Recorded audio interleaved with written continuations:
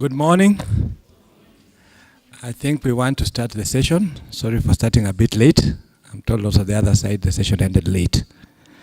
So my name is Dr. Keegan Bartilol. I'm from the Ministry of Health, State Department of Public Health and Professional Standards. I head the Directorate of Health Standards, Regulation and Quality Assurance. Under Quality Assurance, we have the division of patient quality assurance, where we have patient safety, under which we have IPC and AMR. So mine is to welcome you to this session, whose main aim is to create awareness on AMR.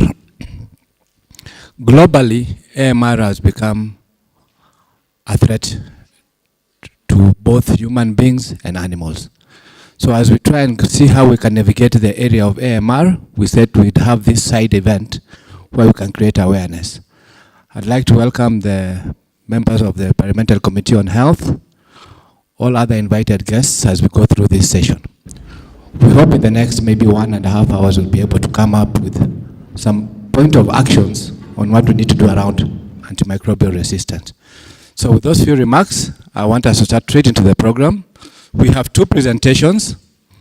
One will be done by Dr. Emmanuel Tanui, who will take us through an overview of antimicrobial resistance. He's the focal person from the Ministry of Health on antimicrobial resistance. Dr. Tanui?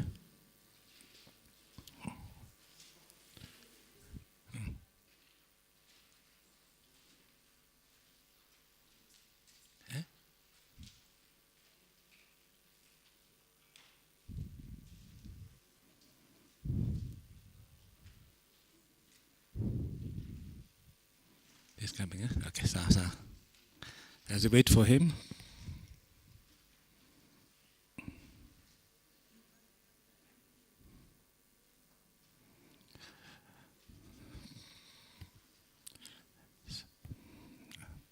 Okay, Tanu, I think you'll come and give your presentation.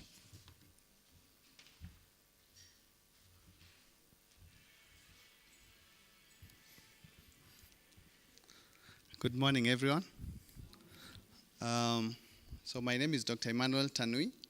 I'm going to make this presentation on behalf of the AMR program and secretariat, just to highlight some of the critical issues around antimicrobial resistance.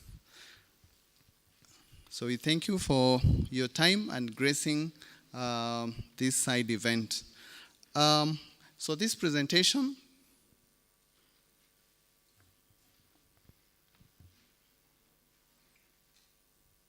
thank you. So this presentation is going to be outlined as follows. Just a brief introduction and background on what antimicrobial resistance is, the public health importance as well as economic importance around antimicrobial resistance, a discussion on some of the drivers that are driving resistance, as well as the global and local solutions that have been designed so far. So when you talk about AMR, I'm sure most of us have heard about AMR. I think it's good to remind ourselves there are different aspects when we talk of resistance. We have what we call resistance towards the antibiotics that are used for treating bacterial infections, resistance towards antifungals, antivirals, as well as antiprotozoals.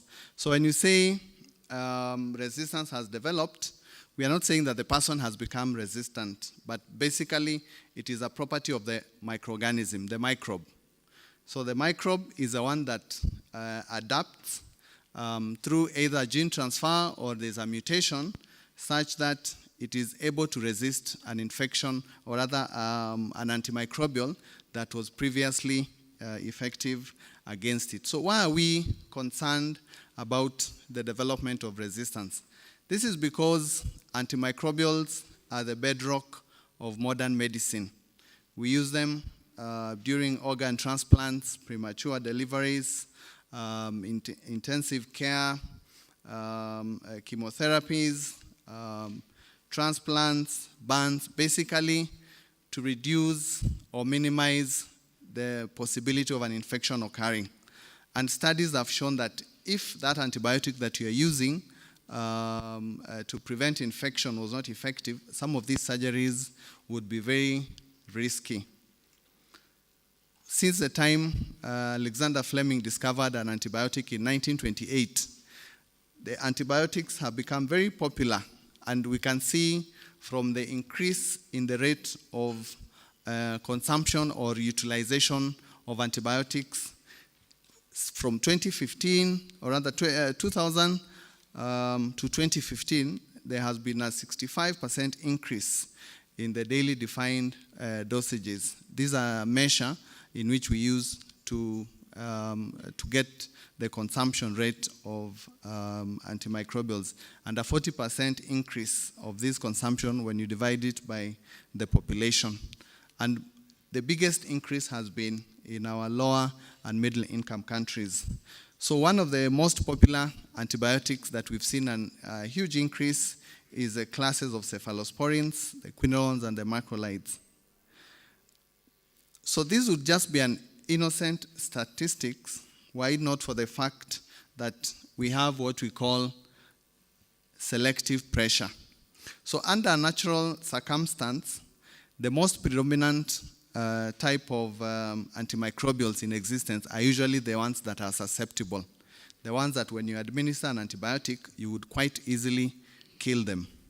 However, when you start administering more and more antibiotics, you are reducing the population of the susceptible microorganism, and you increase the proportion of those that are resistant.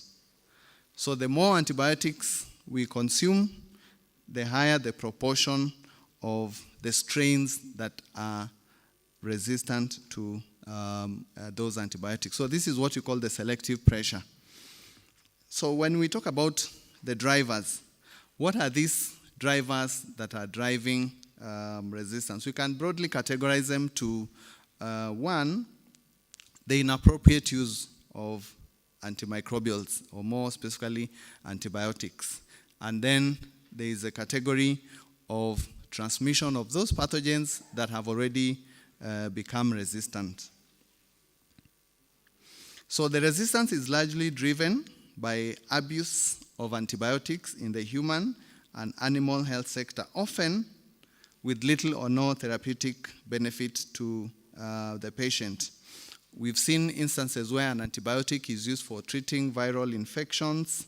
When you use antibiotics in animal care and agriculture to promote livestock growth, these are some of the common ways in which antibiotics are inappropriately used. So it means that if in a healthcare setting, we are not able to identify a pathogen at the shortest time possible, rapidly, it means that we are pushing people to practice what we call empirical therapy, prescribing an antibiotic, and in which case, most of the time, we are prescribing a broad spectrum because we are not sure of which pathogen we are trying to treat. So the inadequate laboratory support, in a way, is also one of the drivers. And then, in terms of transmission of resistant strains, when we do not practice proper infection prevention and control in our health facilities, it means when a patient, when they go to the facility, they pick up some of those drug-resistant pathogens and they can spread them to other patients, or even when they go back home. The other issue is around wash. So in terms of impact, because we need to realize that AMR has an impact across socioeconomic stratas. So patients face poor outcomes in their management when we are forced to use the second and third line antibiotics. Most of these antibiotics are usually either less effective or they have more side effects. So it means that we're increasing the chances of the patient being harmed.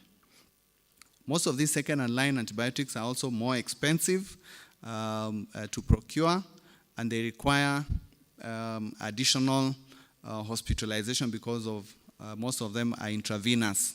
The patient has to be admitted within the facility.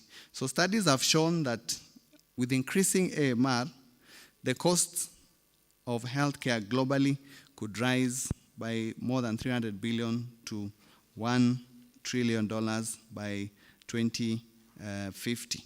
So this basically also outlines some of the other economic impacts of AMR, increasing poverty because we are forced to redirect our resources to managing hospitalized patients, the difficult to treat infections, reduced animal productivity because it would be difficult to manage some of the infections in the animal health sector, and also already the low and middle income countries where we are disadvantaged, meaning that now we have to use a bigger portion of our resources to treat the multi-drug resistant infections, basically increasing the poverty in the society.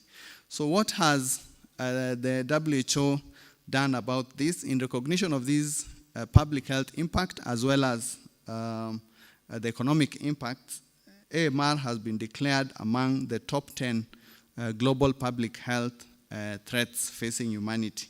You can see there number 5, AMR, the first being the air pollution and climate change, the non-communicable diseases, the global influenza pandemics, fragile and vulnerable settings.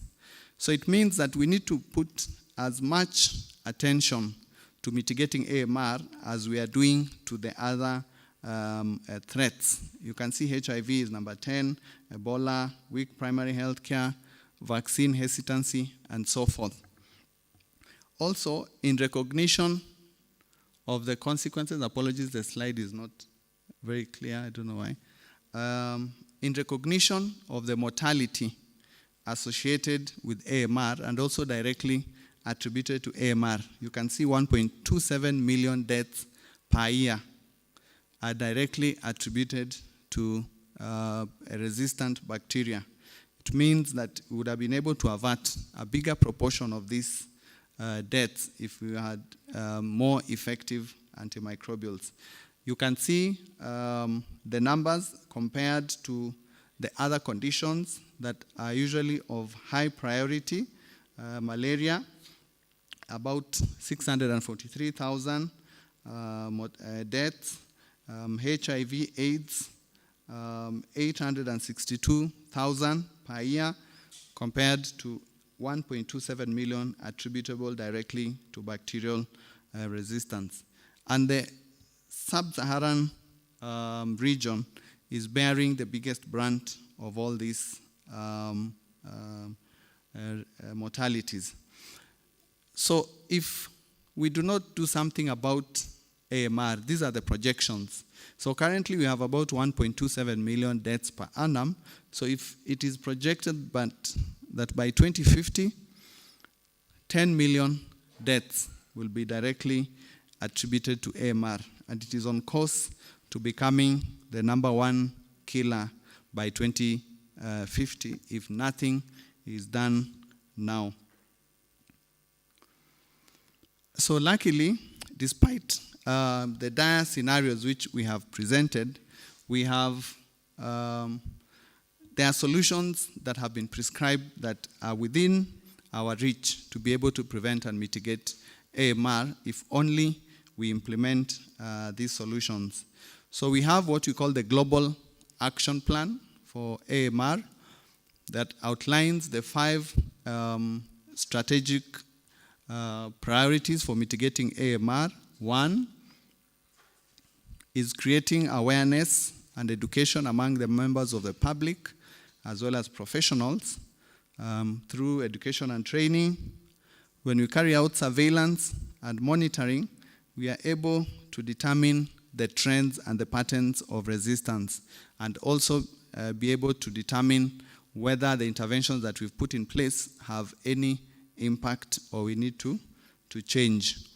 The other strategic area is infection prevention and control. We've mentioned about the 2 drivers, the inappropriate use and the transmission of drug-resistant pathogens. So when we practice proper IPC, we're able to prevent the spread of AMR organisms from one patient to the other in the community, even within the animal health sector and environment.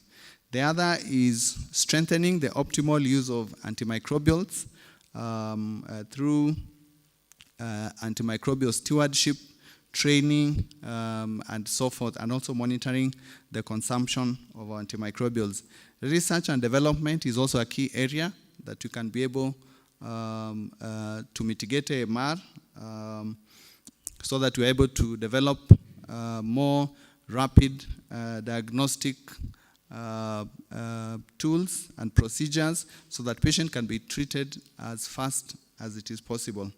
So in Kenya, we have adopted the global action plan to develop our own national action plan. This was done in 2017. It is multi-sectoral. It is One Health in Nature, and we collaborate together with different sectors: the animal health, the environment, the aquaculture, and so forth. So that is a representation of when we were launching our national action plan. We have a coordination structure for AMR at the national level. We have the National Antimicrobial Stewardship Interagency Committee, headed by the steering committee, the technical committee, and the secretariat.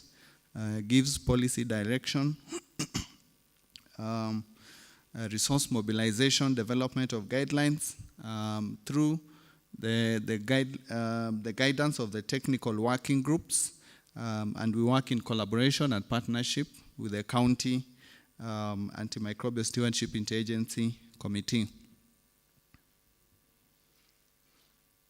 So this is a chart indicating the milestones that we've been able to achieve as a country from 2011, when we first developed the country situation analysis to be able to establish the drivers of resistance, and also to adapt the global action plan and developed our own national action plan.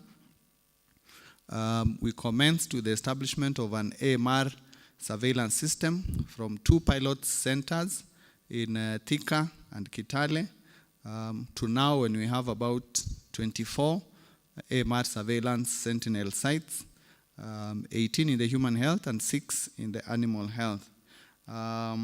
Thereafter, we are able to develop,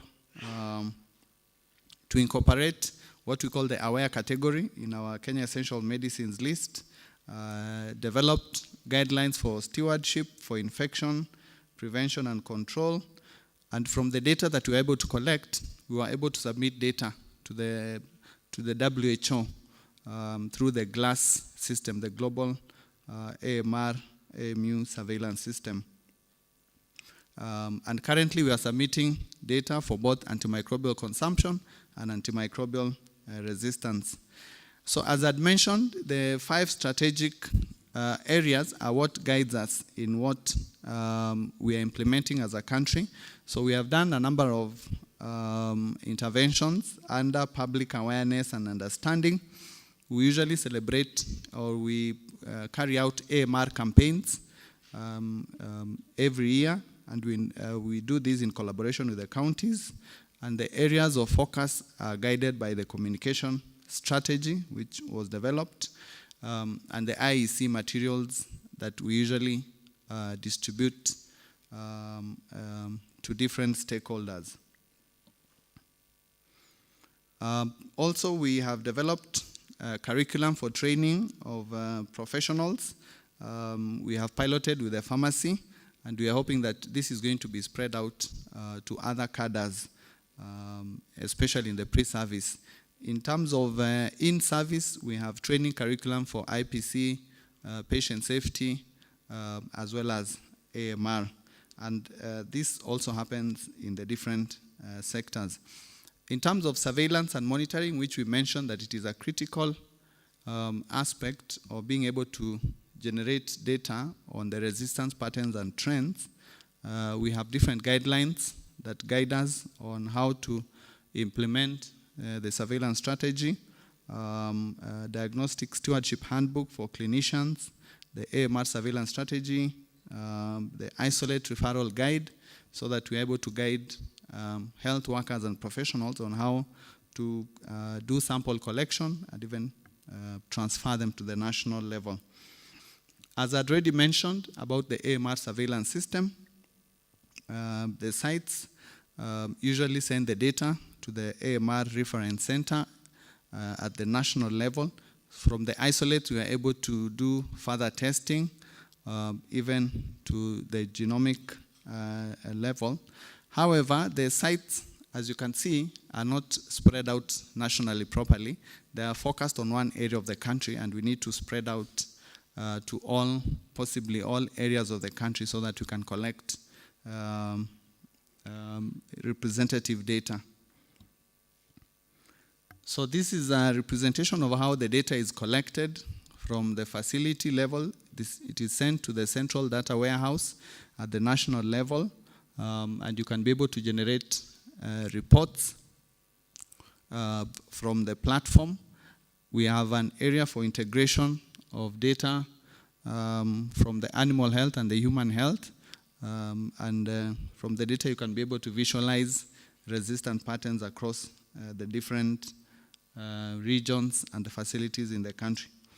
So this is just a representation of some of the data that we've collected, and we have focused for now on bacterial cultures, bacterial pathogens, and you see the numbers have been going up. However, you can be able to see some of the priority pathogens or organisms that are isolated in, for example, blood, pus, urine, sputum, and you can see Staph aureus and E. coli are some of the most commonly isolated pathogens.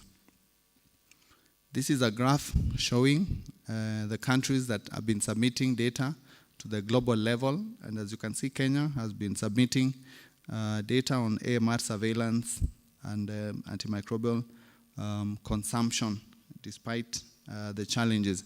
In terms of infection prevention and control, we have an IPC program that coordinates implementation of the IPC policy and guidelines.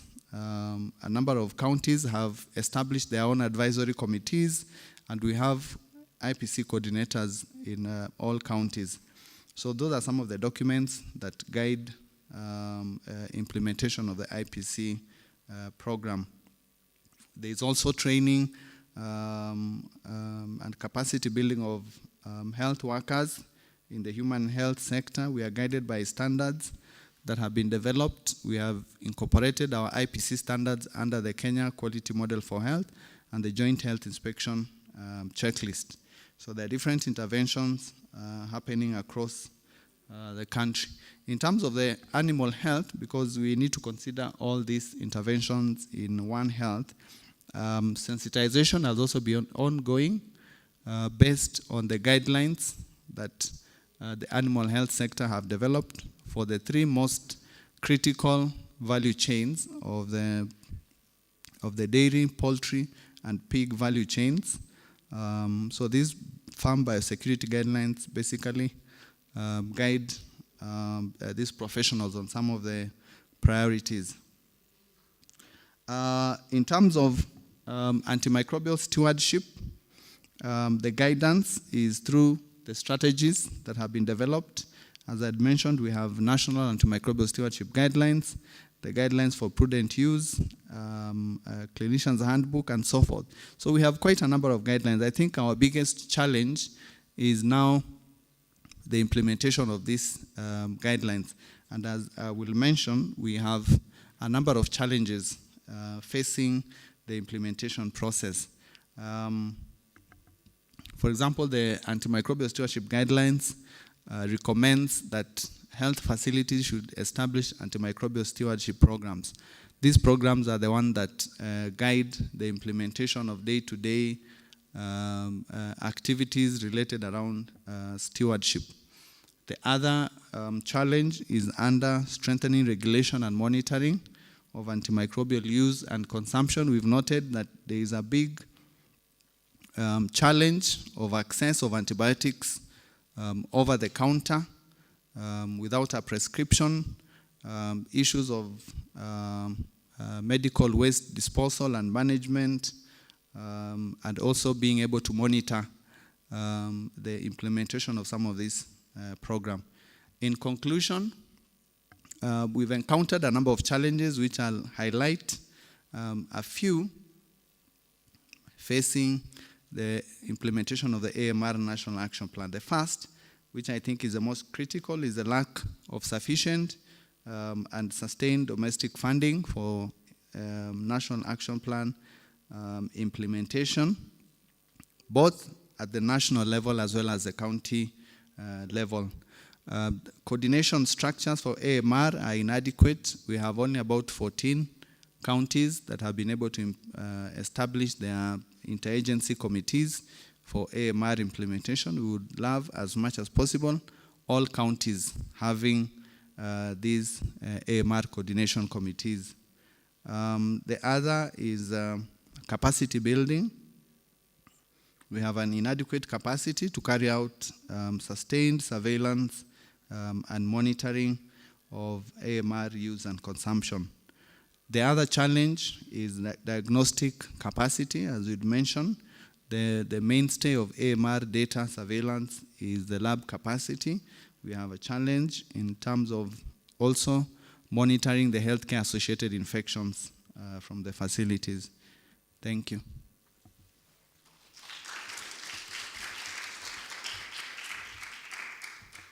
Thank you very much, Dr. Tanui. That gives us basically where we are as a country. At least some work has been done, quite a bit of work. I think give them a clap for the work they have done. But more needs to be done. More needs to be done, and that's why we are here in this side event. So I want to invite Dr. Lois. She's an infectious disease specialist. I think during COVID we saw a bit of her, a lot of you.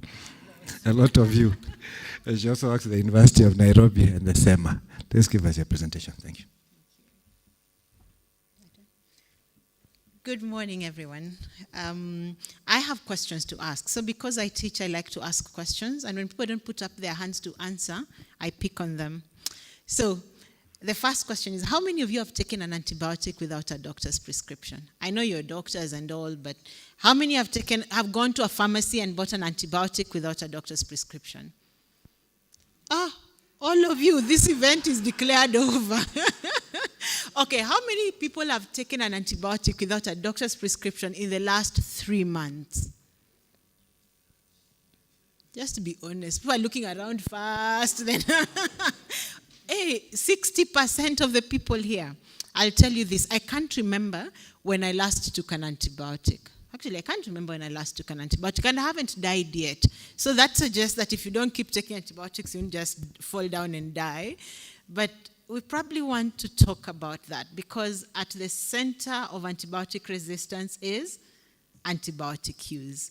Bacteria are clever. The minute you expose bacteria to an antibiotic, they begin to look for ways to survive. It's the same way as if this place started to freeze, we'd think of how to survive. You'll wear your sweater, you'll wear your jacket, you'll put on a heater, you'll do something else so that the cold doesn't kill you. And bacteria do the same. The minute you make that place untenable because of antibiotics, they begin to think about how do they change to survive in an environment of antibiotics. And that happens in a lot of our hospitals because we're using a lot of antibiotics. We create an environment that's very suitable for antibiotic resistance. And that also happens in your house. When you keep a lot of antibiotics, I'm sure those who took didn't finish and they've kept some for the next time they have a sore throat so they can finish taking the dose. Is that right? Somebody identifies with what I'm saying. You go and buy some augmentin, azithromycin. What other things do you use? Zinat. Which other one? Amoxil. Another one? Flagyl. No, Flagyl. What are you using Flagyl for at home? So you buy those because you have a sore throat or some diarrhea, and then you keep some. You get better after 2 days because you're going to get better anyway, with or without the antibiotic.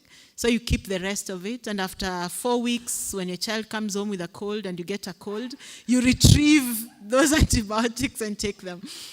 So today we really have to talk about if this room is doing it. This is a room full of healthcare workers. If this room is doing it, what's happening in the community? And Dr. Tanui has really given an excellent, I'm not sure why my slides are not showing. Dr. Tanui has given an excellent overview of AMR and what drives AMR. So I need to, yeah. So if you think about it, at the center of it, as I was saying, is antibiotics. So antibiotics are given to patients, or patients buy for themselves and give themselves antibiotics, or we attend hospitals. And for us who work in hospitals, people like you who use a lot of antibiotics in the community, when you come to the hospital, it makes it very difficult to determine what can be used. So people take antibiotics in the community.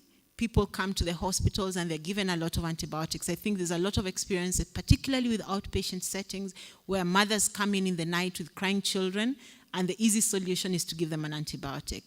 It's so rampant that now mothers have even decided which antibiotics work for them. So they will demand certain antibiotics. If you give them azithromycin, they're like, that doesn't work for my child. I only use ceftriaxone. Or I only use meropenem. The last time my child was sick, they were given meropenem. So you are not a good doctor if you're not prescribing meropenem. So in hospitals, we are using a lot of antibiotics, either because we don't know or because there's a lot of demand from the public. But other than in the human sector, in the animal sector, there's also a lot of antibiotic use. I remember once sitting with my brother-in-law, and someone who works for him called and said that one chicken was looking a little slow and droopy. And I just had him, he's sitting next to me and he says, just run to the chemist and buy some tetracycline, you break and put in the water for all the chicken. So we're using a lot of antibiotics in the animal sector as well. And what this translates to is the next time you're biting into that drumstick, you're just biting into a load of antibiotics. So between what we're doing in human health, between what is being used in the animal sector, we're beginning to select for these resistant bacteria. And resistant bacteria will thrive when we're killing off the other susceptible bacteria. And in the context of hospitals, this then very readily spread from patient to patient. And what does this mean for our patients? We can no longer treat them appropriately. And some of this data had been displayed earlier, that if we don't deal with antimicrobial resistance now, the cost will be high. And what's the actual cost? And I'll tell you a brief story about this. And these are real patient stories. We had a patient come to hospital after a road traffic accident, admitted to the ICU. And ICU, because of the amount of antibiotics that we use, we end up with a lot of resistant organisms. So stays in the ICU for about 2 weeks, has had 2 surgeries, one to fix a fractured femur, and one to fix a tube in the chest and to remove blood that was in there. And they get an infection, they get a pneumonia in the hospital. And patients who come to hospital are vulnerable. They're immunosuppressed. There are all these procedures that are being done that put them at risk for infections. But if you're in hospital, the likelihood that you get an infection that is with a bacteria that is resistant to antibiotics is fairly high. So he gets a resistant bacterial pneumonia, and we treat him with meropenem. So meropenem belongs to the class of antibiotics called carbapenems, and these are probably the broadest spectrum antibiotics that we have in country. Actually, many public hospitals may not even have a carbapenem. But this patient is treated with meropenem. And they seem to improve, and then they worsen, and they're required to be put on a ventilator in ICU. And now we get some sputum, and it's taken to the lab, and it grows something we call Acinetobacter. So this may not be causing the infection, but assume it's the one causing an infection. It's resistant to everything, including the meropenem. So what do we treat him with? He's in a private hospital, so they have access to drugs like colistin, tigecycline, which are not anywhere available. I work in a public hospital, the Kenyatta National Hospital. Because it's a national hospital, sometimes we will have those drugs. But if I go to Joe TRH or the hospital in Seme or Mwea, they won't have those ones. So the patient starts to get these, but they're not improving. So we think about it, this Acinetobacter, this bacteria is not responding to this particular antibiotic. So what does he need? He needs a certain new class of antibiotics that's not actually available in the country. There are new antibiotics. Many of them are available in more of the high-income settings, But because it comes from a fairly wealthy family, they say, do anything possible. We'll bring in the drug. So we call the drug company that markets and manufactures this drug, and they say, we can bring it for you. But he'll need this drug for 3 times a day for maybe 10 days. And the cost of having this drug for 10 days was 1.4 million shillings, just the drug itself. Not counting the hospital bed days that he has to have for the 10 or 14 days, not counting the nurse who has to administer the drug, not counting the needles and syringes and gloves and everything else that goes with it. So just to treat this infection will probably cost 5, 6, 7 million shillings. And some people will think, oh, I have insurance. But believe me, when you're in ICU, insurance runs off very fast. You get to know your insurance person because they call every day to ask for your progress and to find out, not because they love you, but because the cost is high. And even when you have very, very good insurance, they may not call you because you're privileged, but they begin to call the doctor and say, give us a medical report. And every day they will want a medical report from the doctor. And I've had the misfortune of writing medical reports for very many patients who had very resistant infections because the money is getting finished. So translate this to our patients across the country. What does it actually mean for them? We must do something. We cannot afford not to act. In terms of the economic cost, because many times people think, oh, it's just a small problem for a few people. This is data that was looking at the impact of a global financial crisis and comparing that with the impact of AMR. So in the first panel, you have the impact of the financial crisis on the GDP for various countries. And on the very last panel, to your right, you have the impact of a high AMR scenario. So remember 2050, where AMR is the leading cause of death? And you can see that the percentage GDP goes down by a significant amount. It's probably higher than what we'd expect even with climate change crisis. But also that for us in the lower income countries, we bear the highest burden. So again, from an economic sense, we have to think about what to do. So you can imagine AMR is bringing down your GDP and you're paying housing levy, and UHC tax is there coming. We have to think about how this will affect us going on. As I mentioned, carbapenems are probably the broadest spectrum antibiotics that we have. And there's a lot of work looking at what happens in the context of carbapenem resistance. And it's something that we keep a close eye on. And this is global data looking at the number of bloodstream infection caused by carbapenem-resistant Klebsiella pneumonia, which is a very common bacteria within our hospitals. And of course, many African countries often do not have very good data, but you can see that even in Kenya, and from our own clinical practice, we already begin to see that about 10% of the bacteria that we grow, particularly these gram-negative bacteria, are already resistant to carbapenems, which means in the context of an ICU, for example, we do not have any options to treat close to 10% of the patients that we have. So there's some data on surveillance from Kenya. If you see that strip of blue cutting across from western all the way to the coast, there are just about maybe 14 or so counties that have adequate labs that can actually do blood cultures and give us results. So you can imagine what's happening to the other X number of counties. I can tell you that if you go here, I'm trying to remember, if you go to Mwea County, I'm not sure, Mwea constituency, I don't think they have a hospital that will do blood cultures. So we have to think about how do we get the rest of the country to be able to provide this service to patients. Because if you do not know what you're treating, what antibiotics are you going to use? In terms of what we're growing, so E. coli and Klebsiella are gram-negative bacteria that are the commonest bacteria that are cultured in our hospitals. And this slide was sort of looking at different susceptibilities, and I'll just show you the next slide because it will show better. So E. coli in the middle and Klebsiella, then Acinetobacter, some of the most common gram-negative bacteria that are cultured in Kenyan hospitals. And this is data that brings together all the surveillance data we have from those about 14 hospitals that can actually do this in the public sector. So if you look at that, in red shows resistance. On the very left panel is a list of antibiotics that we test for. Then for each of those antibiotics, we show which ones are susceptible, which ones are resistant. So in the greenish color, that is what is susceptible. Yellow is intermediate susceptibility, and red is resistant. And basically what we're saying is the bacteria that are most commonly causing infections, about 50% are resistant to the antibiotics that we have in country. And we really have to think about what next. Okay? So allow me to stop at that point so that we can move on with the rest of the discussion. Thank you very much.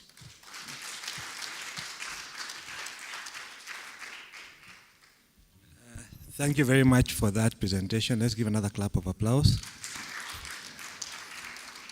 I know at the program we are meant to go to the next session, but I felt it is just prime. We just open it up for questions. The next 5 minutes from the two prominent presenters.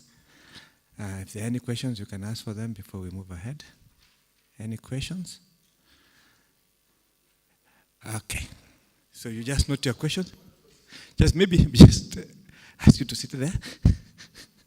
Over there, that you can get the questions.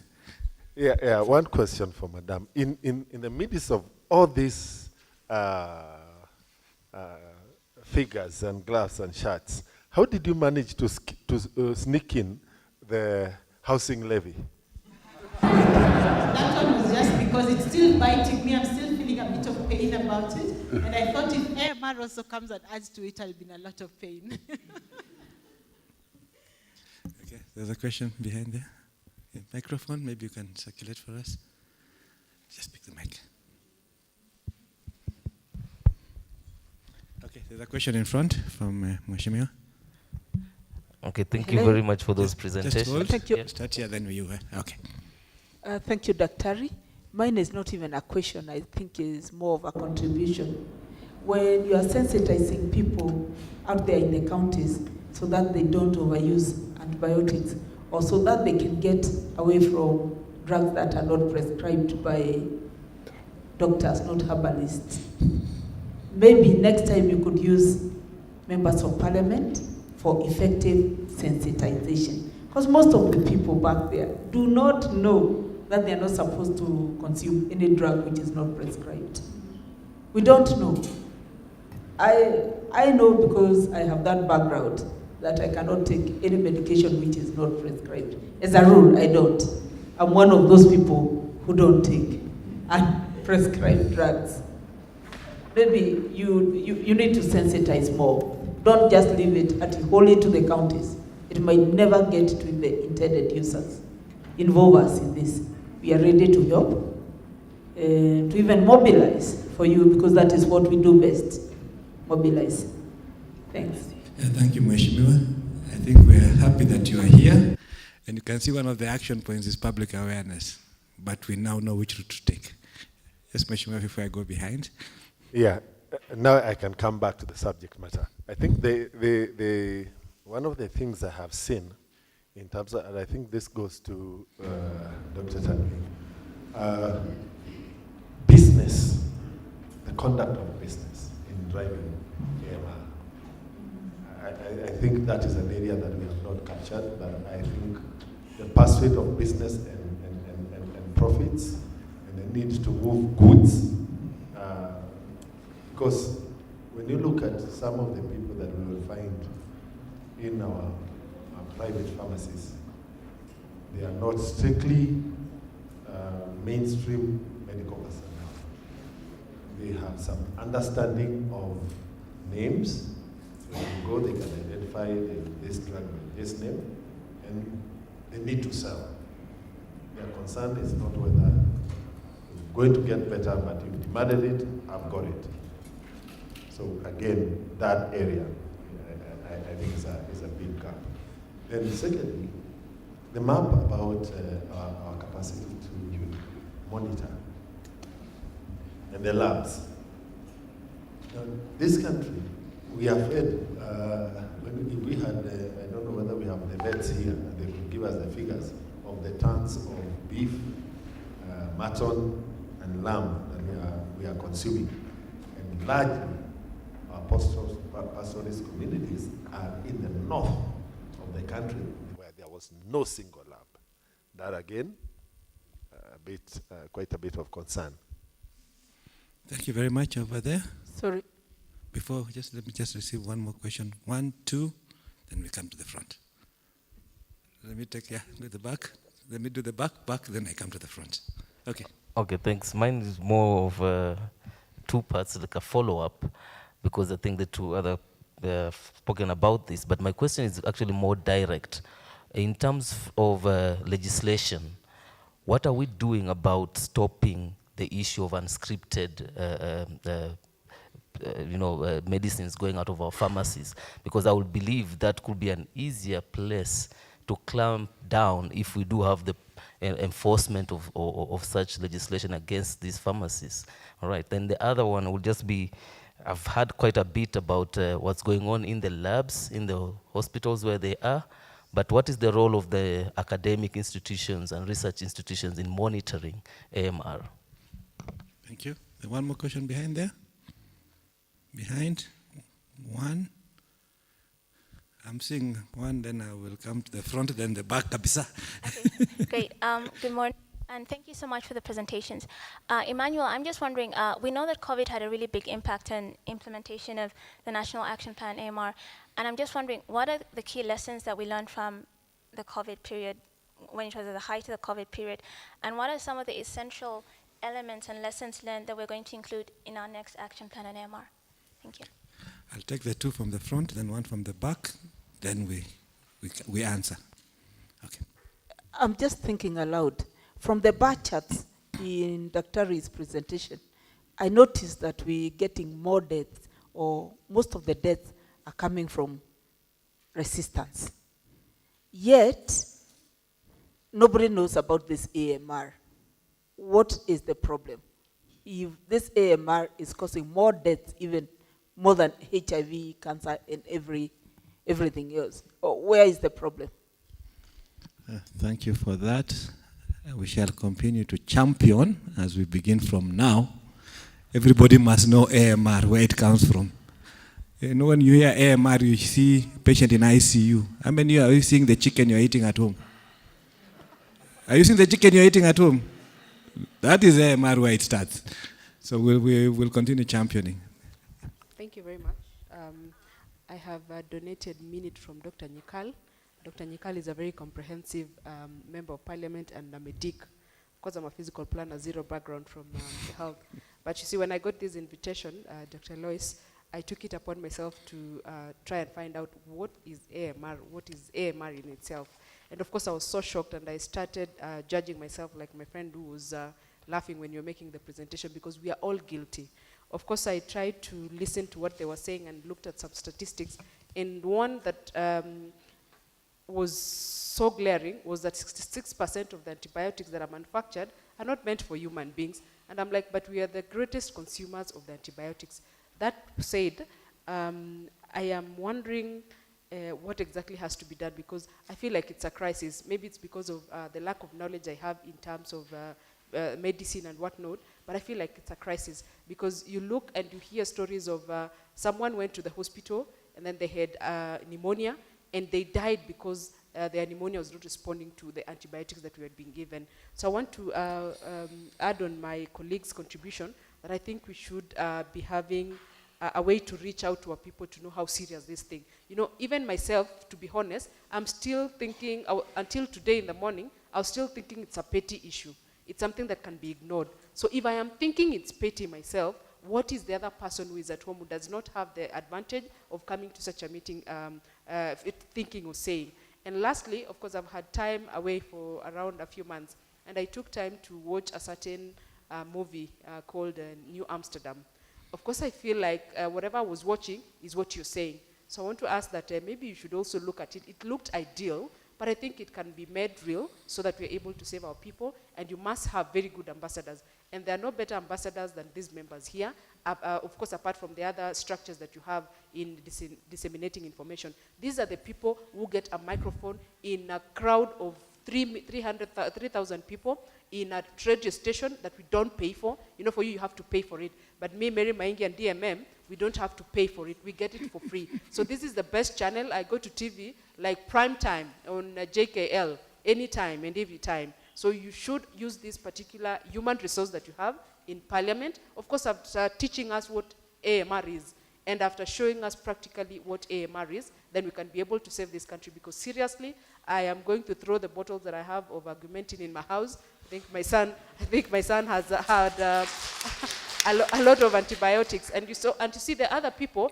who live healthy. You see, my mother-in-law has never taken antibiotics. She cannot even take Panadol. She takes those herbs, those ones that she burns, and then she's able to lumber them. And at some point, when she feels like she needs something for the joints, she doesn't go for something that you ingest. She actually goes for rob, that kaluma, and then puts it on top of the skin. And you know what? She's 70, but looks 35. Thank you very much. Back there.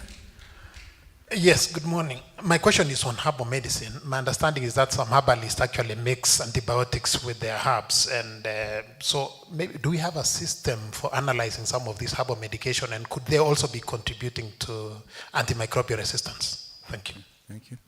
There's one more question there, and yeah, then we close. Talk loud.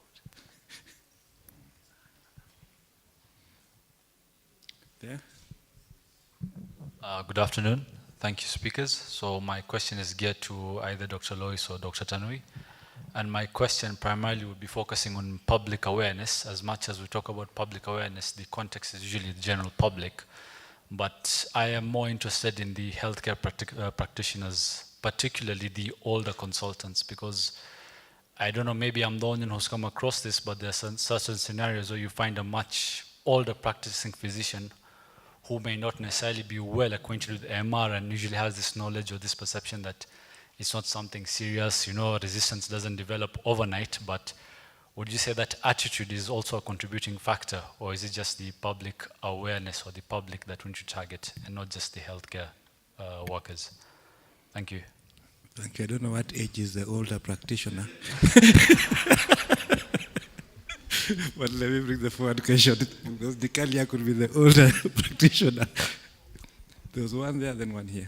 Then Nikal will talk.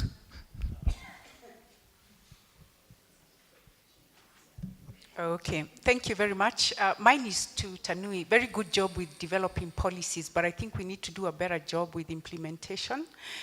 I say this because all these antibiotics are available over the counter, but also for those of you who have worked in OPDs, you're a very bad doctor if you don't give a patient antibiotics, and they'll just move either to the next doctor or to the pharmacy to actually get them.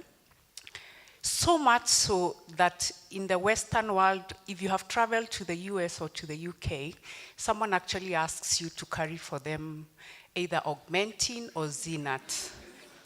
And you ask them, how many packs and for what? No, I just want to keep them because here they actually do not sell us antibiotics over the counter. But why don't they do that? It's because they don't want to propagate misuse. But remember, those are the same countries that can actually afford, if they needed the really high-level antibiotics. But us who can't even afford are abusing them to the level that we actually carry those boxes of antibiotics for our relatives to the US, to the UK, and to the Western world. So we're actually propagating it even to the world where we could save some of these antibiotics. So my question to you is around implementation. Is it a profit-driven market where we really don't care, so that if I want Zinat or Augmentin over the counter, I'll get it? But remember, the abuse is probably more in Africa, but the Western world has done their best. And we could learn some of the lessons from them on how to actually prevent this abuse. And it's at two levels: public awareness, but also for the healthcare workers, because it's a pharmacist or the farm tech at the pharmacy actually giving the antibiotic. It is me prescribing, and then it's a public that is actually looking to abuse. So how do we do a better job with implementation of all the policies that you have actually developed? Thank you. Dr. Nikal. Mine will be really simple. One, when you looked at, when you brought out the action plan, actually funding didn't come out as a very major part of it. It actually came out later. I thought it would be probably the first. So in what areas do you think funding is important? And I'm saying that because it starts with the labs where you get your information, to the systems and the structures you put in place. How are they funded now? Two, in areas of legislation, we have legislation, and we actually have better legislation now, we think, but then we are having the problem. I have the advantage of letting you know that we used to have drugs inspectors that were actually policemen. So what do you think we can change so that we actually get people who really do what we want? Where's the gap from your point of view? And lastly, I didn't get it very clearly, maybe you said it. The link, you see, you are talking at national policy level, but the actual activity of consumption of antibiotics is actually at the ground level. No, how do you link with the counties? I can say you indicated the labs. How are these labs managed? The reagents that are there, are they being bought on special funds? Are they being bought by the county government? And how do they respond to all the policies we have in place? Three, and lastly, is our essential drug list really working? Thank you. With quite a bombardment of questions, Sama will help. Well, let's start with the questions. I think we start with Lois, then or Emmanuel first. Or ladies first. Let's start with Lois. Okay, thank you very much for those questions. I think we've already eaten into our panel discussion, partially. Yes. But I think one is our appreciation to the members of parliament who are here, because it's not just about saying we're talking about this, it's about the ownership and saying you're the right people to actually get this message out. And I think we're glad that we have the right people in the house. And the issue of advocacy, of public awareness, is something that we struggle with. And I think as we go into the panel discussion to the question of how do we actually take that forward to the next step so that there's public awareness. There was a question around lessons that we learned from the pandemic and how we can carry that on towards even our next action plans. So the number of things that we learned from the pandemic. One was the issue of public awareness. Is there any Kenyan who did not know about COVID? Every Kenyan knew about COVID. And it became, if I can get it, you can get it, we can all get it. So I think we need to think about public awareness. We have to think about public awareness. We have to make people realize that AMR is not some animal coming at us from somewhere. It's something we are looking for by the antibiotics that we use. So the issue of public awareness is something that we think we should discuss a little further and say, what are the appropriate and concrete next steps in terms of engaging the public? The other lesson that I think we learned from COVID was ramping up lab support. Remember, you could get a test from any hospital in the country. If you went to a county hospital, you could get a COVID test. We went to the point of getting rapid diagnostics. You know, from an antigen test, we could get a diagnosis. We talked about the labs that can actually do blood cultures. There are probably about 15 in this country. Of those 15, many of them often do not have reagents or do not have blood culture bottles. They do not have culture media. They do not have antibiotic testing strips. So we have to think about how do we talk about lab. And Dr. Nikal, you talked about the issue of funding. Where does funding go to? And I think Dr. Tanui will speak to that a bit more.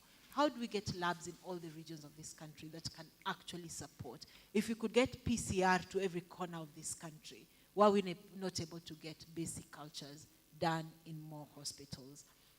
I think the other thing that we learned was around having clear guidelines. I think one of the things around the pandemic is we lost the ball on antibiotic use.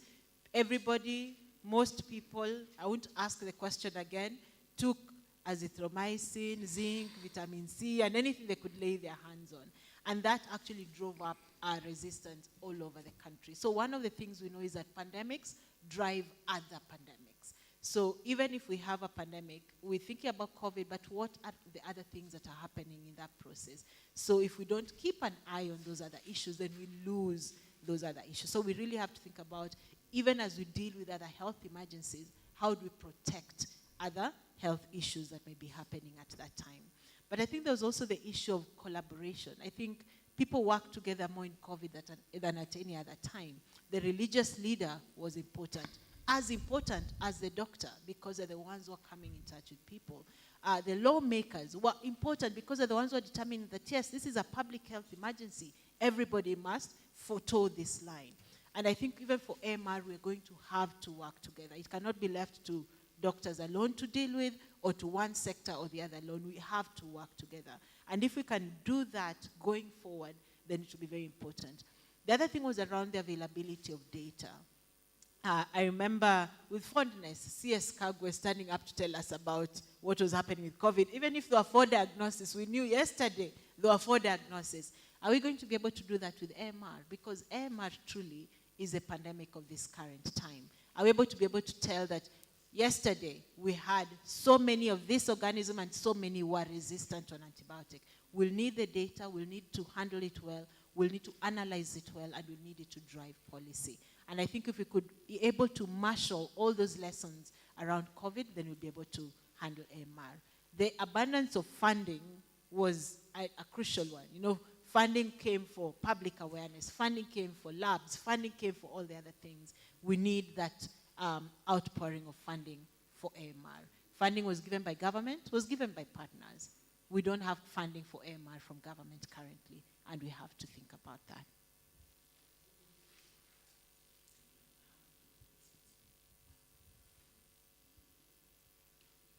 All right. Thank you very much for those comments and questions. I'm glad that most of them are basically comments around why we have not done enough previously, yet AMR is really a pandemic. I'll start with the first question. Somebody asked about herbalists, whether they are a contributor or a contributing factor towards AMR. Yes, this is something that has been a concern for us, and we have done a lot of engagement to try and address the fact that there are areas where probably the herbalist would incorporate some of these antimicrobials in their herbal preparations, basically to increase the impact or the efficacy of the herbal product. Yet we know that when you administer some of these preparations and you have an antibiotic in low concentrations, you are driving the issue of resistance. The other is actually discouraging some of the ongoing patients who have chronic conditions from going to the hospital. So, you know, when they mention that some of these preparations will cure you completely, we know there are these conditions that to date we have not found effective cures. So in a way, they are some of the drivers of resistance. Also, the issue of infection prevention and control. Some of them are not well aware about the need to practice proper IPC, proper hand hygiene when doing medication preparation, when handling patients. So those are some of the ways that herbalists could actually be driving resistance. And we are hoping that we would find a platform to be able to engage them. And I know we've mentioned about awareness, public awareness and education. So they do fall under one of those categories, either if you consider them as members of the public or we consider them as, in quotes, professionals. The other question I think was asked by Daktari, that the funding challenges didn't come out very clearly. I'd hope that first of all we would sing blow our trumpet about the work that we've done, so that when we bring out now the challenges that we've encountered, which are quite significant, we would have really loved to have the AMR surveillance system spanning the entire country, and especially touching on the nomadic areas, because we know most of those pastoralists are the ones who carry antibiotics in their pouches, and they treat the animals based on previous experience. So we really need to have data from those sites. Most of the regional veterinary investigation labs are situated on the populous areas. So we need to connect the surveillance system to others that may not be as popular, but they do have very important data. There was a question regarding the gap in enforcement and regulation. This is one of the biggest challenges for us that we see that could be a driver in access or inappropriate antimicrobial use. One is the issue of resources. Most of the time when we have engagements with the medicines regulator, they talk about the lack of adequate number of pharmaceutical inspectors to be able to do day-to-day enforcement.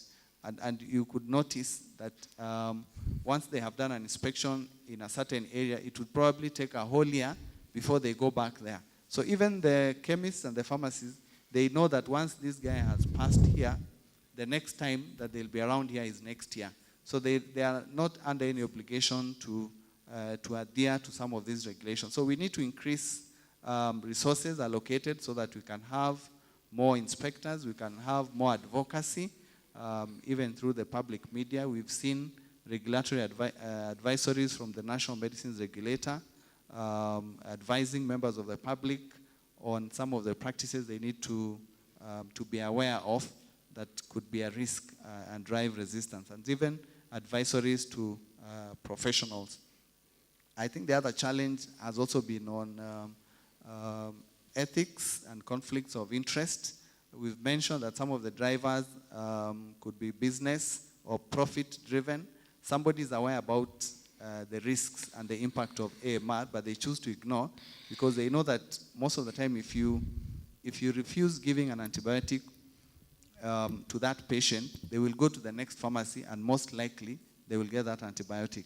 So the pharmacist or the pharmacy personnel would probably be thinking more of trying to get a profit rather than adhering to the ethics. There was a question on implementation of policies, whether it is market-driven or profit-driven. I think that is in relation to what I've mentioned. We have a number of policies on different areas: infection control, antimicrobial stewardship, surveillance. So I think the challenge really is mostly resources and time. If we had more resources, meaning that we have more HR to be able to do some of the interventions, carry out some of the advocacy, carry out some of the surveillance, then I think we would have more data generated.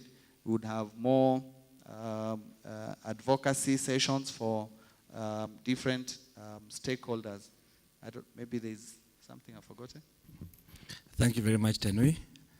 I think we'll hold for the next session. We shall have another panel after this to discuss and go deeper into the issues. But I think what has come out very clearly is issues around regulation. We look at the laws that we have to ensure that we get the right laws that govern this use of antibiotics.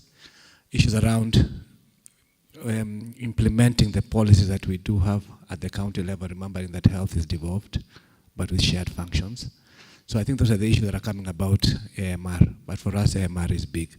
So I want to thank the two presenters for your able work. Give them a clap. At this point, I want to invite Dr. Nyikal, representing the chair of the Parliamentary Committee on Health. Nyikal is seasoned to many of us. For some of us, he has been a pediatrician. To others, he has been the chair of KMA. He has been a DMS. He has been a PS. And he has been in this committee for long. So I'd like to welcome Dr. Nyikal just to give remarks on behalf of the chair of the Parliamentary Committee on Health. Give him a clap of applause. And he'll also introduce his team. Thank you.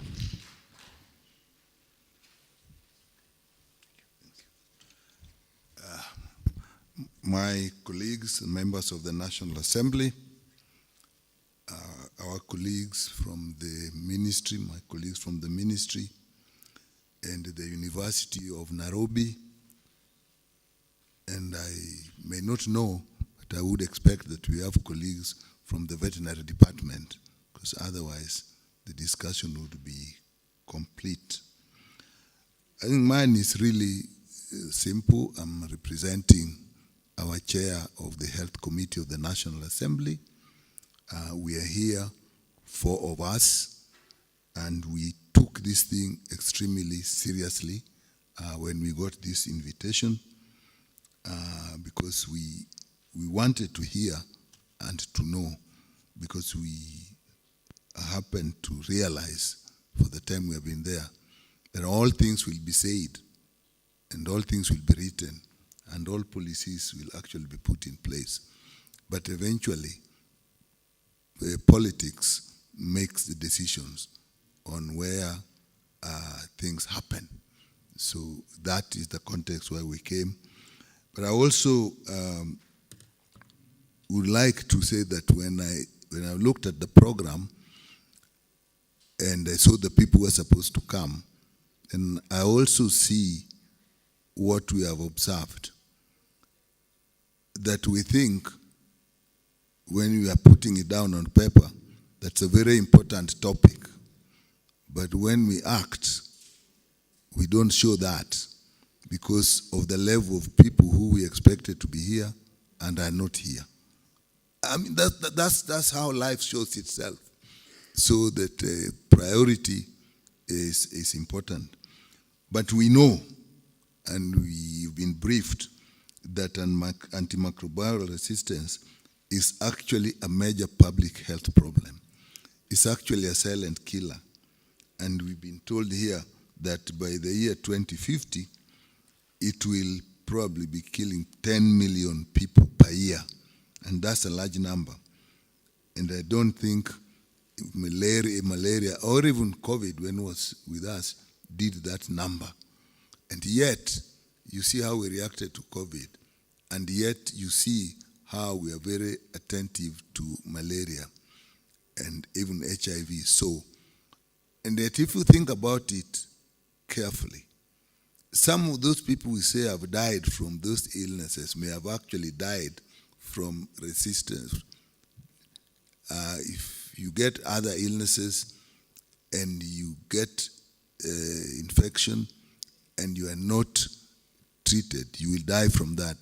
Like Dr. Mbajo said, if you go for surgery and you get an infection and you die, the issue is that you died from surgery. But surgery didn't kill you. If you have leukemia and you get an infection you can't control and you die from that, you have actually died from infection. And antimicrobial resistance is very important to that. So what also has come out clearly is that we don't have a lot of data. As we looked at that map, where the labs are, I was telling my colleagues there, they're actually along the railway line. Yeah, if you looked at it, it's actually the railway line and the main road from Mombasa to Kisumu. You are done. And my colleague was saying, but most of the meat we eat comes from the north.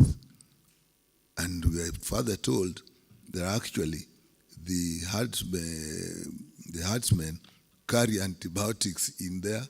So that is where we need the labs. And we don't have that. So it's time that we look at the burden and determine really how we look at it. If you look at all this, and you look at the laboratory, that the pattern that we have, now we say they are there. Are they working? Because when you were saying surveillance laboratories, what was going through my mind? What is the difference between a surveillance laboratory and a laboratory that you use for routine treatment of patients? If we think they're different and we think they're going to be funded differently, then obviously we are not going to get where we are.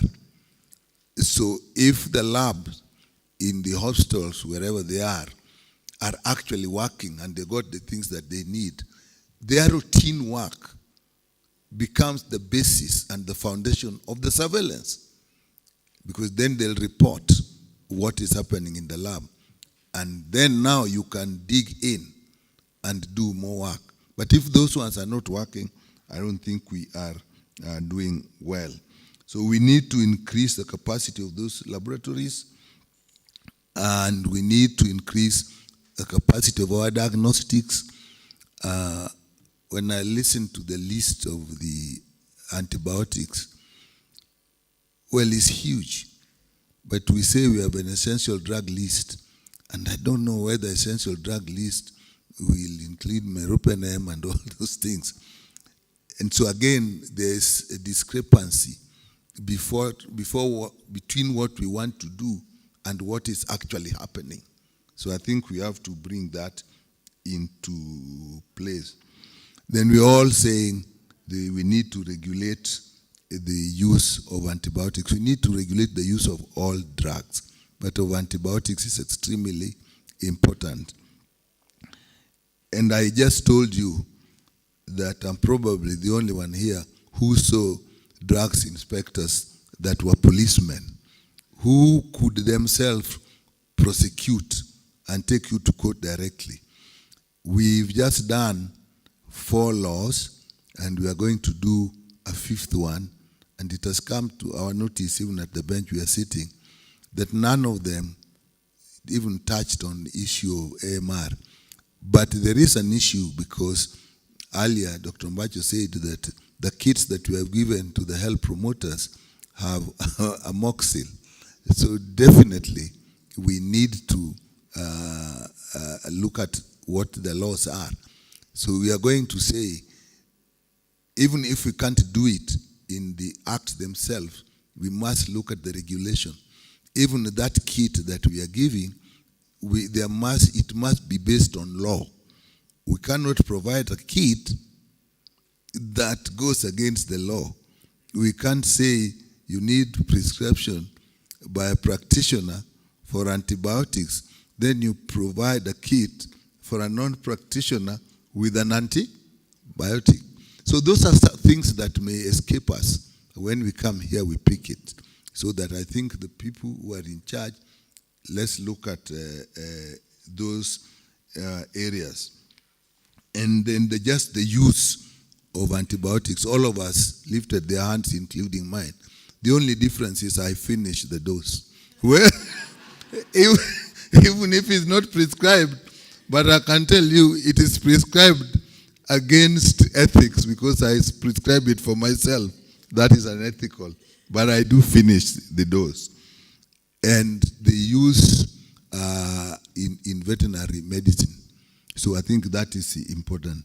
And then we have to look at the structures. You know, scientific knowledge is a product that has to be consumed, that follows everything within the law. It has to be produced, it has to be distributed, and then you follow up. So we have to follow up those areas and say, where is it that we need to? And finally, we must look at the budget. It is extremely important. I don't think we are going to go far if we don't look at the budget. And as I was saying, let's start looking that every lab in a level 4 hospital, if we could do that, can do cultures. That alone will give you so much work. And then the reporting system. We have passed the Digital Health Act. So using the Digital Health Act, we can do what we do with the reportable diseases, so that every lab that picks something must put it in the digital highway so that it reaches you. But what will they report if the labs are not working? So they themselves must be properly financed. And I feel bad, because I know this, that our AMR, antimicrobial resistance work, is based on donor funds. It cannot be. I think 10 years ago, we were in the same problem where all the vaccines for our children are actually coming from donor funds. I don't know about the family planning products. Are they still donor driven? As I'm starting to feeling they were more keen to give us family planning products than vaccines. So but we actually decided And I know now, at least vaccines I know, the family planning products I know we had started. So we have got another area where we must start saying we are going to do this thing ourselves. And it must be in the regular budget. And it is the people who are on the ground that must put in the regular budget. And hence my question, the policy position at the national level and the actual work at the county level. Where is the link to make this possible? Once that is done, I think we're okay. And we in the health committee, we are actually going to support you. But when you come, we don't generate the budget. You generate the budget. And I think using the national structure, we can still support this. But then you'll have to see how it gets down to the county level. But that's something we can do. If you think there are laws that need to be strengthened, legislation, that is why we are here. Yeah. Actually, I think we are almost a quorum, which means if the people are here agree and we go to the committee, what they say will be carried. So with that, we can tell you that we will support this because it is a silent killer. Thank you.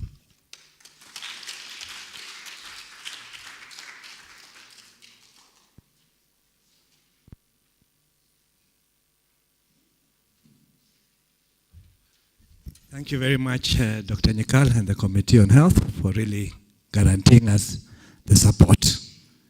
And we look forward to working together as we try and push this AMR agenda forward.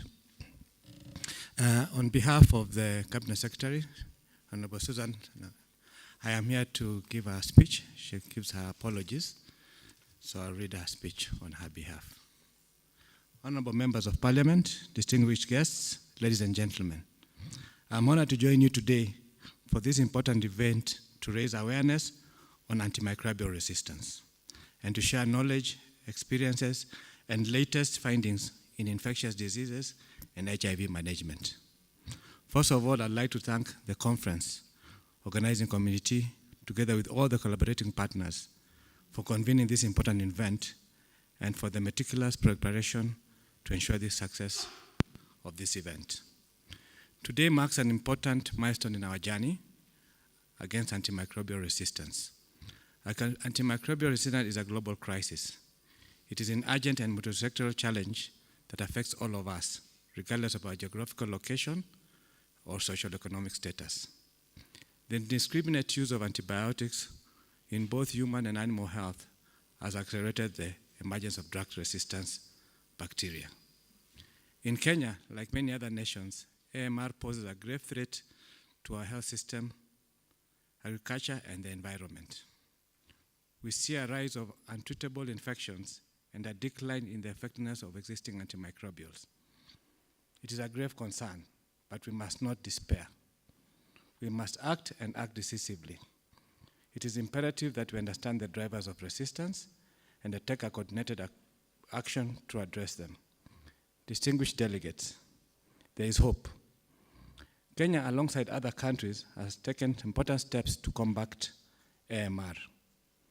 In recognition to the threat of AMR, in line with the global call, we developed a national policy and an action plan for prevention and containment of antimicrobial resistance in 2017, whose implementation has been going on for the last 5 years.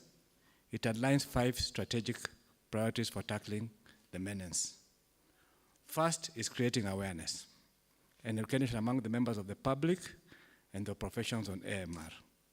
We must prioritize public awareness and education. We must engage communities, healthcare and veterinary professionals, and policymakers to ensure they understand the consequence of misuse and overuse of antibiotics and the impact of AMR. By raising awareness, we can empower individuals to become responsible stewards of antimicrobial medicines.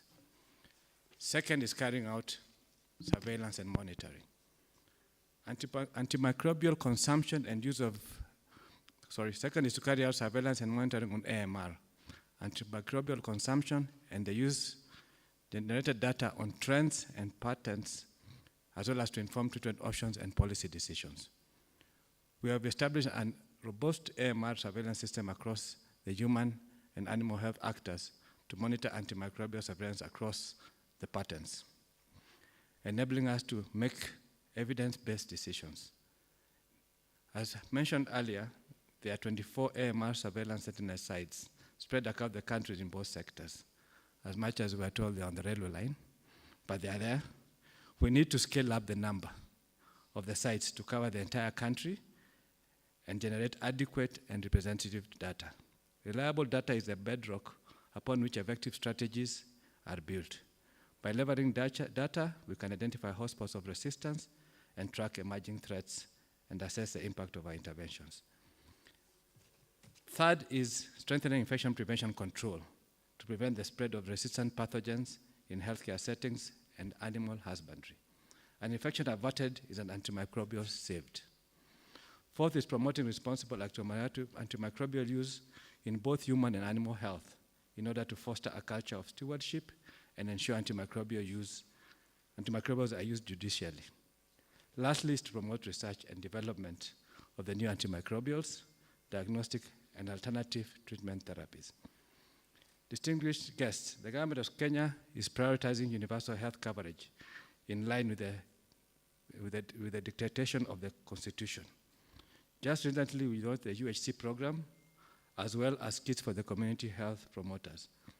The UHC initiative offers a paradigm shift for the Kenya health system to improve the quality of health services in all public and private healthcare facilities, while ensuring that these services are accessible, affordable, and efficient, with a specific focus on preventive and promotive health at the household level through revitalization of the primary healthcare networks.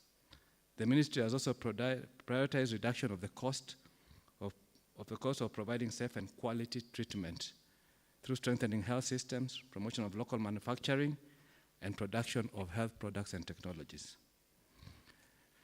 Distinguished delegates, this conference serves as a platform for creating awareness and knowledge exchange and sharing of best practices.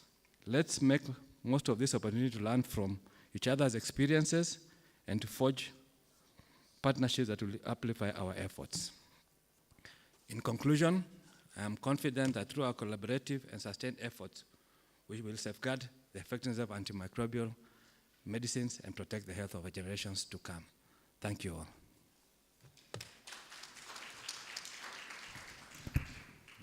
So I think I'll forward it to the next session chair.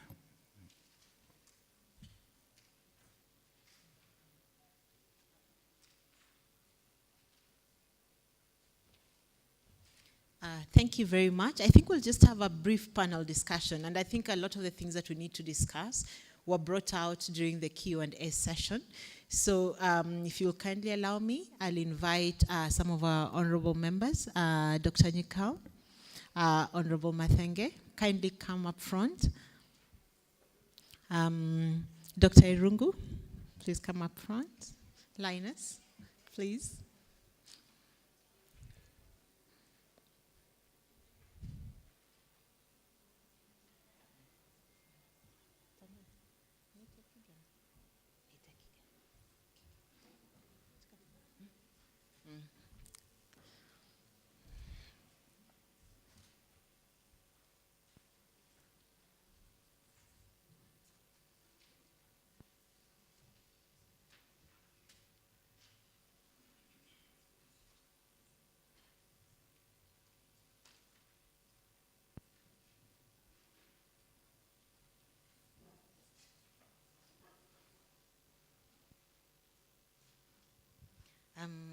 Thank you all, and thank you so much for joining us. I think just picking up from the discussion that we had earlier, Honorable Mathenge, there was a discussion around public engagement, around the role of the National Assembly and members of the National Assembly in public engagement.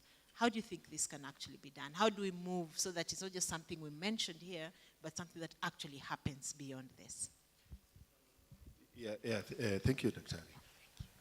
I think one of the gaps that we are regularly finding as members of parliament and as legislators, and that actually includes the senators and also the MCS, is that we are viewed as being not part of the community.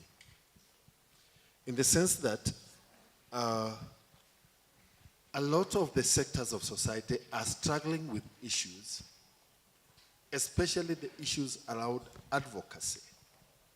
Yet, on a daily basis, this morning from 6:30 to 8 o'clock, I was on Citizen TV on Matters Health.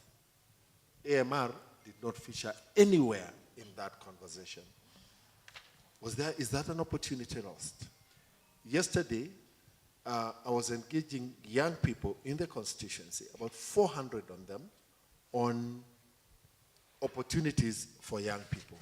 Is that an opportunity lost? Yesterday, I was in a church with the deputy president in Mokoroini constituency, and I'm from Nyeri Town constituency. I did get a chance to speak. Did I speak anything on health? And then eventually in the evening, I was in a space in a church where they were celebrating the graduation of a young man. And therefore, you find that we need to loop in champions that we can identify who become advocates of our cause at literally no cost. Let me bring this home on another committee that I'm sitting in that is supposed to ensure that at least in all public bodies, at least 5% of the workforce are persons living with disability. In every institution that we have engaged in, they are telling us they are struggling getting people with disability to employ. Yet in my constituency, I have in my office one person with disability who is employed, another one who sits in my CDF committee, and we have outreach missions where we go and source mobility aids for the same people. Yet, the question of sensitizing those people about opportunities for employment has not ever been on my table. And this brings me to something else. It dovetails into something else. So, do we see other significant players in the health space as possible champions or advocates for our case? Because where are the antibiotics and other medications being consumed? They are being consumed in the households.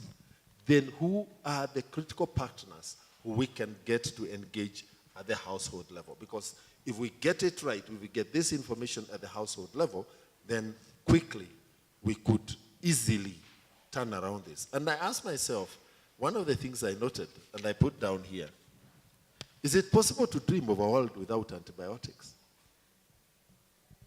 Because if she can see, she can't remember the last time she took antibiotics.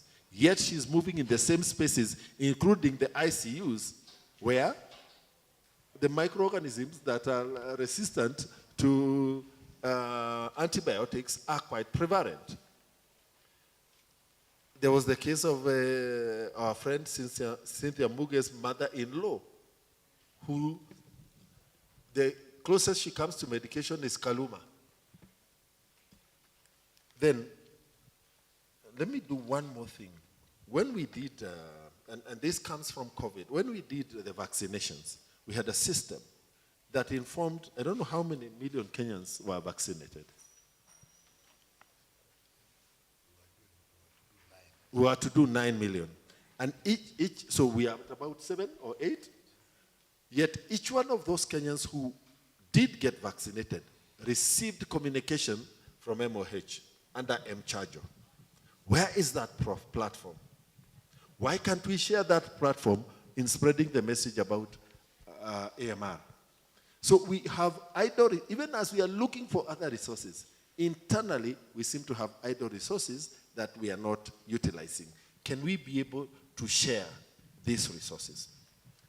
The cooperatives movement, where we are getting farmers I am the chairperson of the Parliamentary Coffee Caucus. We've been engaging coffee farmers, tea farmers, daily farmers. Are those opportunities so that we are cascading this message to the household level at every opportunity? So the identification of champions, for me here, is a key factor. Thank you very much. And maybe I'll ask Dr. Linus. You've done a lot of work on infection prevention and control, and that's a core pillar in preventing AMR. Maybe just briefly, where do you see us at, and how do we actually move in the right direction? Thank you, Dr. Lina. And Dr. Lois. Yeah. Thank you, Dr. Lois. Yeah, and great to be here. First of all, let me say that I bring greetings from my country director, Dr. Emmy, who is away, was not able to come. IPCs, and it has really been talked. And let me say that as CDC, U.S. Centers for Disease Control, we're proud to see the Ministry of Health where they are, because 10 years ago, we didn't have any IPC program. And we've learned a lot of other countries across within this region, asking us as CDC if they can come and benchmark to see what Kenya is doing, which means that we have built, as the Ministry of Health, which really needs a clap for the good work they have in terms of building an IPC program. Now, an IPC program, as per WHO, has core components that really needs to be sustained, and we have seen what they have done.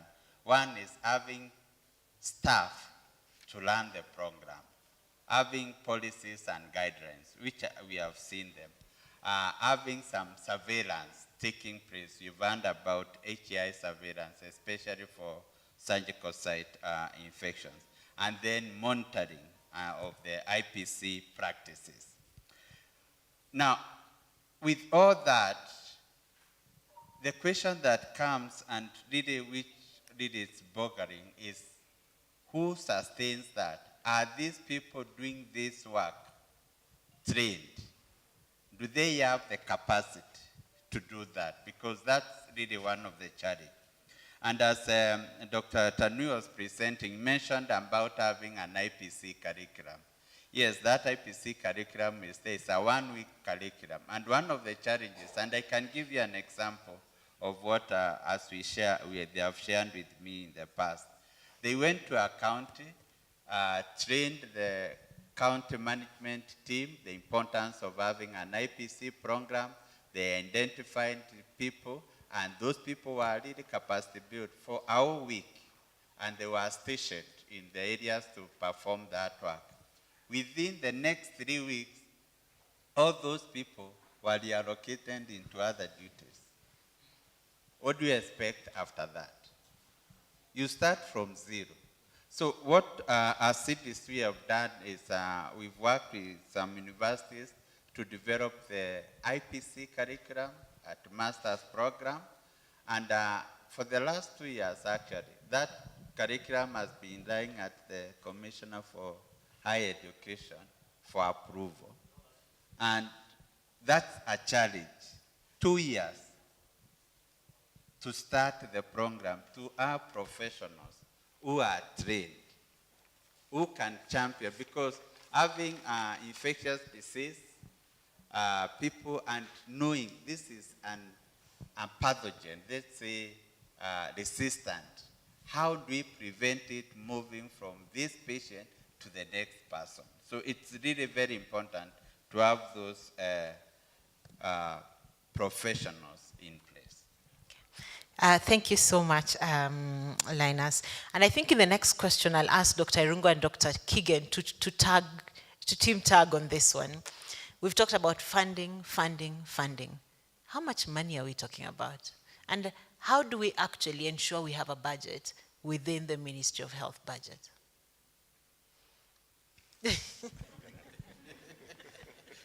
Thank you very much. I think those questions have actually come before even you asked me the question. I think Dr. Nyikal had asked me about the same question. Budgeting starts with a budgeting line item. So we work within the MTEF process, which is ongoing now. We definitely shall put in the funding, but remember also it's a county function. So mainly what our functioning areas of budget is policy, capacity building, and guidelines. So we shall budget within that means, and also ensure that the counties do budget. So the process has begun. We shall make sure it is captured in the budget. I think it's actually captured. So what we need to do next is ensure that when it comes to Nyekal, we have a budget that he can be able to approve for us. Yeah, thank you. Yeah, thank you so much for that question. Maybe my name is Dr. Irongo. I lead the unit that hosts the AMR program within the Ministry of Health.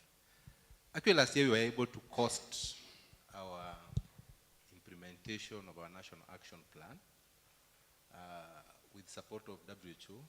So I think you'll hear a lot of with support of. We're able to have to cost our NAP. And actually the total cost for the next 5 years came to close to about 2 billion.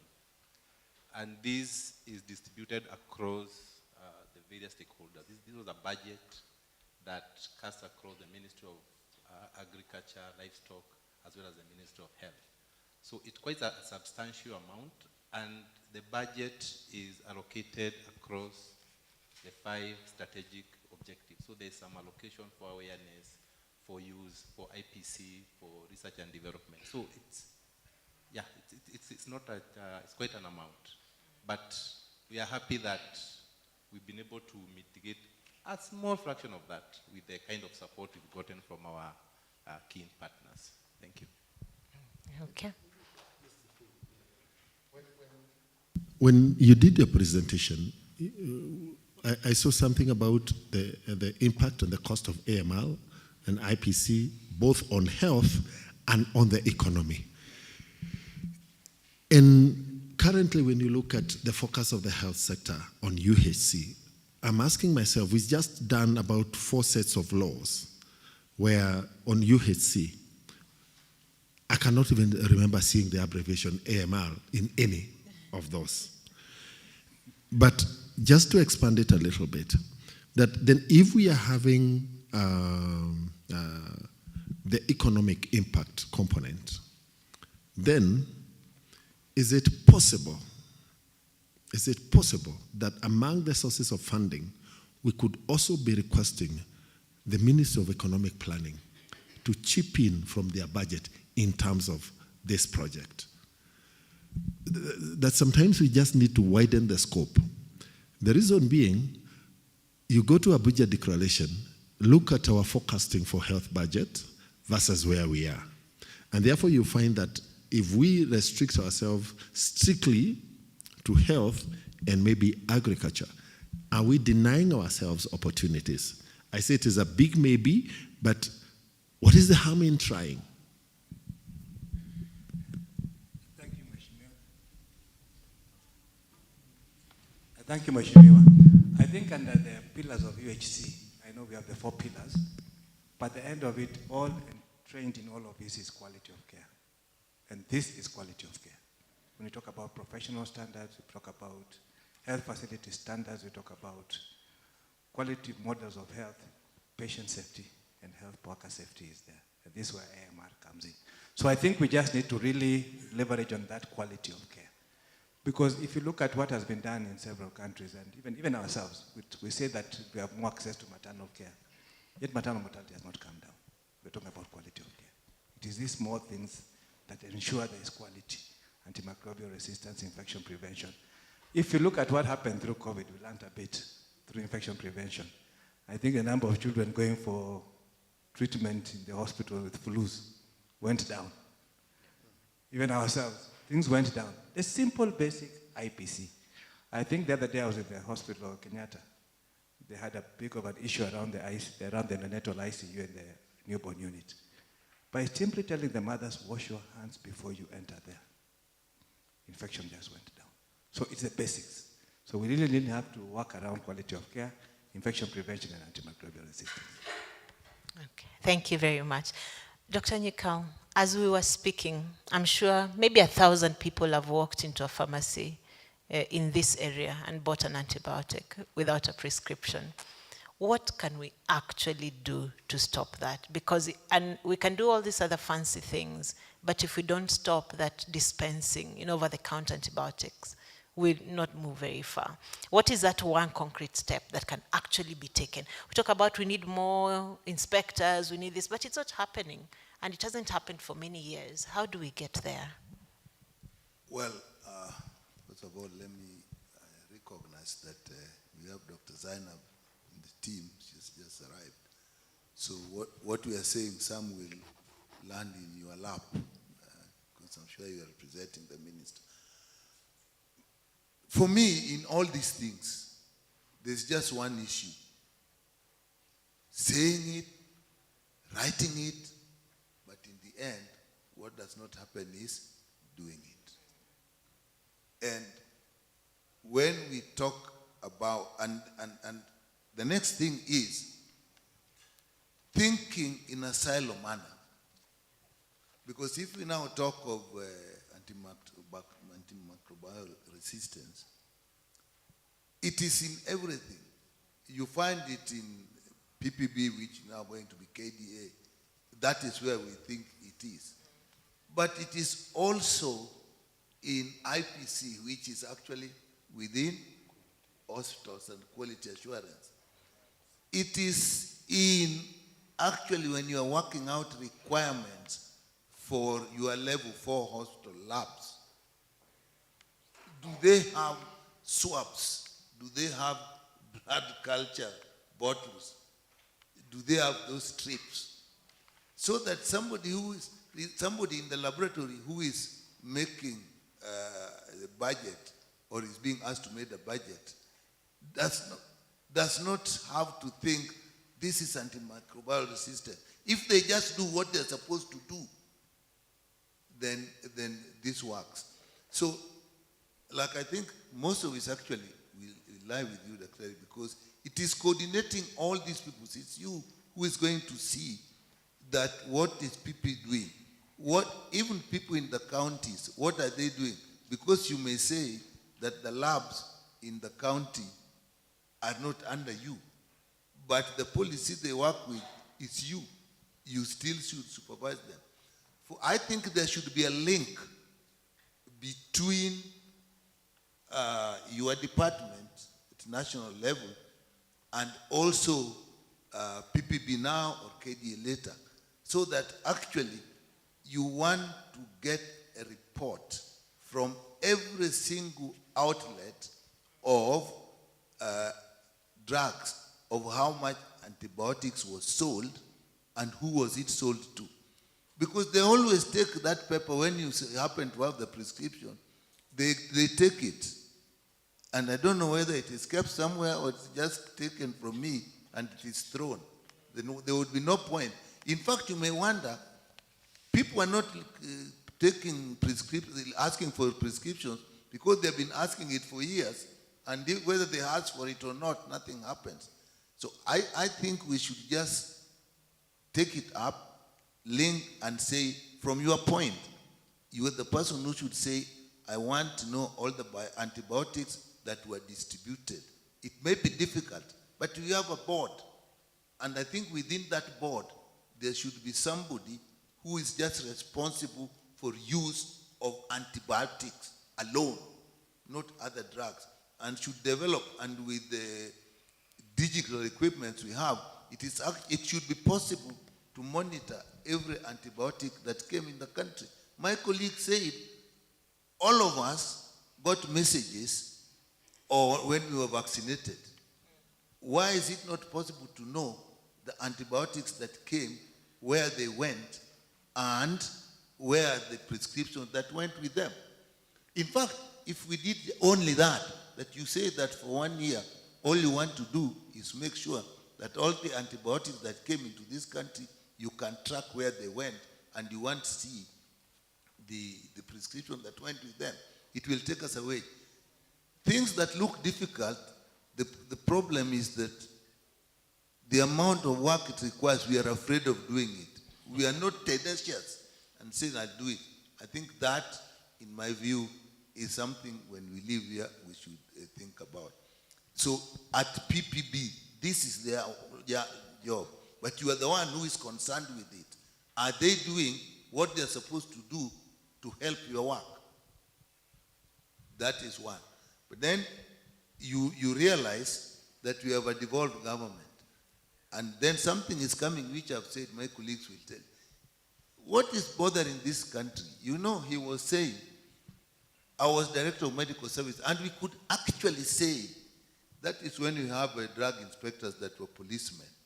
We could actually say, in this area, this is the antibiotics, this is the drug inspector, this. So I think we can actually link those so that these people, we know where they are. Now, when we are doing a budget, I want to come to budget also. I know when you are thinking of the budget, you are probably thinking of the budget at the national level. But even if you have a very good budget at the national level, and the laboratories don't have budget at the county level, where are you going? You're going to put some standalone labs that are run by the national government for doing cultures. The cultures must be doing in the course of work. So I think at your level here, let us do the budget for the whole country. Then divide it into the national level. And not only Ministry of Health, I think the veterinary department, because you've told us there is a committee that puts you together. We were able to do this during the pandemic flu threat. We were actually to work with the veterinary department. So you have they should also have a budget. At that committee, there should be a budget for AMR. Now, some of it will be national, that is yours. Some of it will be veterinary, that is theirs. But again, there's devolution. But there is an organ which is not working in this country. It is called Intergovernmental Relations Technical Committee. There is your counterpart at the county level. So why don't you have a big budget and you say, for you, this budget, go and put it in your county budget. So when you have left that meeting, the two of you, you are coming back to the national government. Your colleague is going back to the county. What is he taking to the county that both of you have agreed on together? So that you put yours there and you put theirs. They put theirs.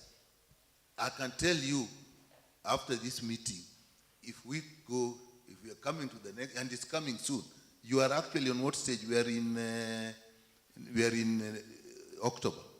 Yeah, the sector meetings are going on, or they're over now. They'll be there in November. So now we are in place. Let's not just discuss here in Sawel and go. This one time, put it there. The national one, I can assure you, Honorable Madenge is there. Now that we have had AMR, when it comes, we are going to pass that budget. But that is another. But if you find it difficult, because I know the problem with an Intergovernmental Relations Technical Committee, there are two committees that have not found their relationship, my friend, since we started devolution. One is called the Secretariat for the Council of Governors. Another one is called the Intergovernmental Committee. I don't know how you deal with both of them, but I know there's a gap. But if you find that you can't even reach down there with the funding, at national level, you are allowed, we can give money at national level, which can be given to support specific programs. I think we can actually have money. The governors will say a lot of noise, but it will go to theirs.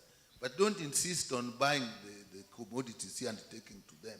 Well, unless you do it through, because the process of buying has a lot of benefits. So you can actually just say, okay, we have this for AMR, but national level is this. We are supporting the following facilities at county level. We can pass that bill. Yeah. So I think that is one thing I also see. And then, again, I don't know how we relate. If you know, if we are saying now, because the level 4 I know, the ones we designed, and the ones I worked in, you know, they could actually do blood cultures. A real level 4. But if level 4s can't do it, then let's put it to level 5.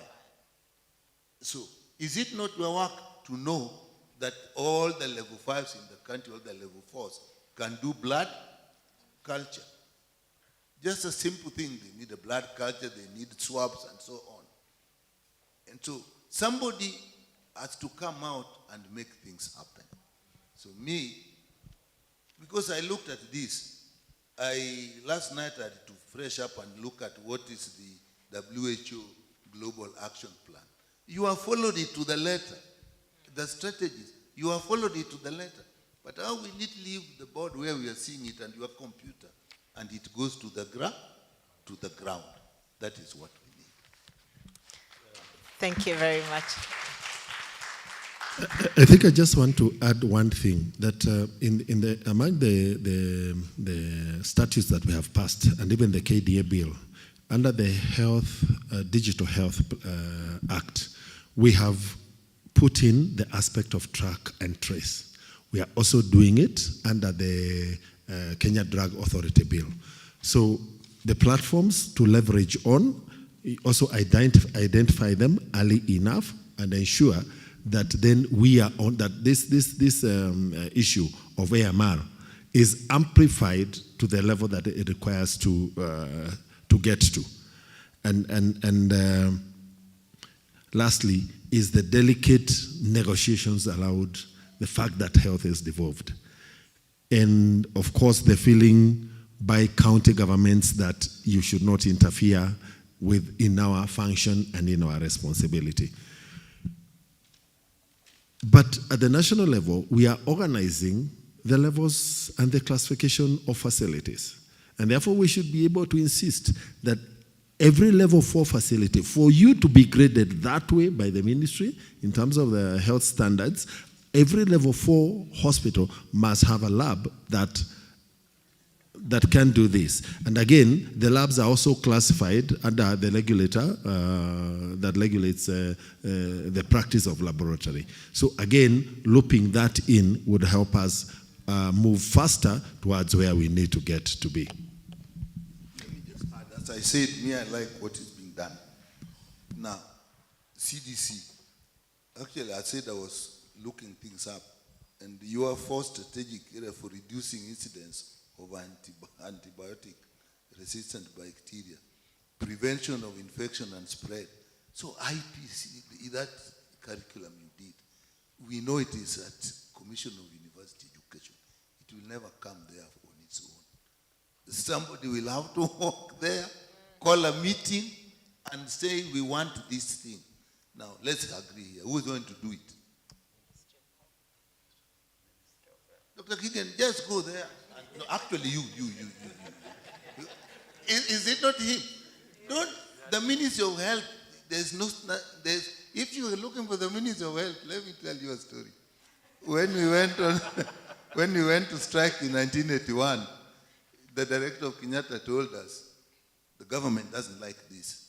So we went to the director of medical services, the government doesn't like this. Then we went to the PS, Ms. Anganga, he used to have a big afro hair.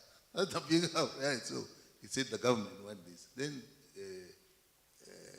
Minister Magugu, the government doesn't want this. Then we went to Kandia, there was a Kandia who was he said, so one of us asked, we have had this, can you today show us the government so that we can talk to the government?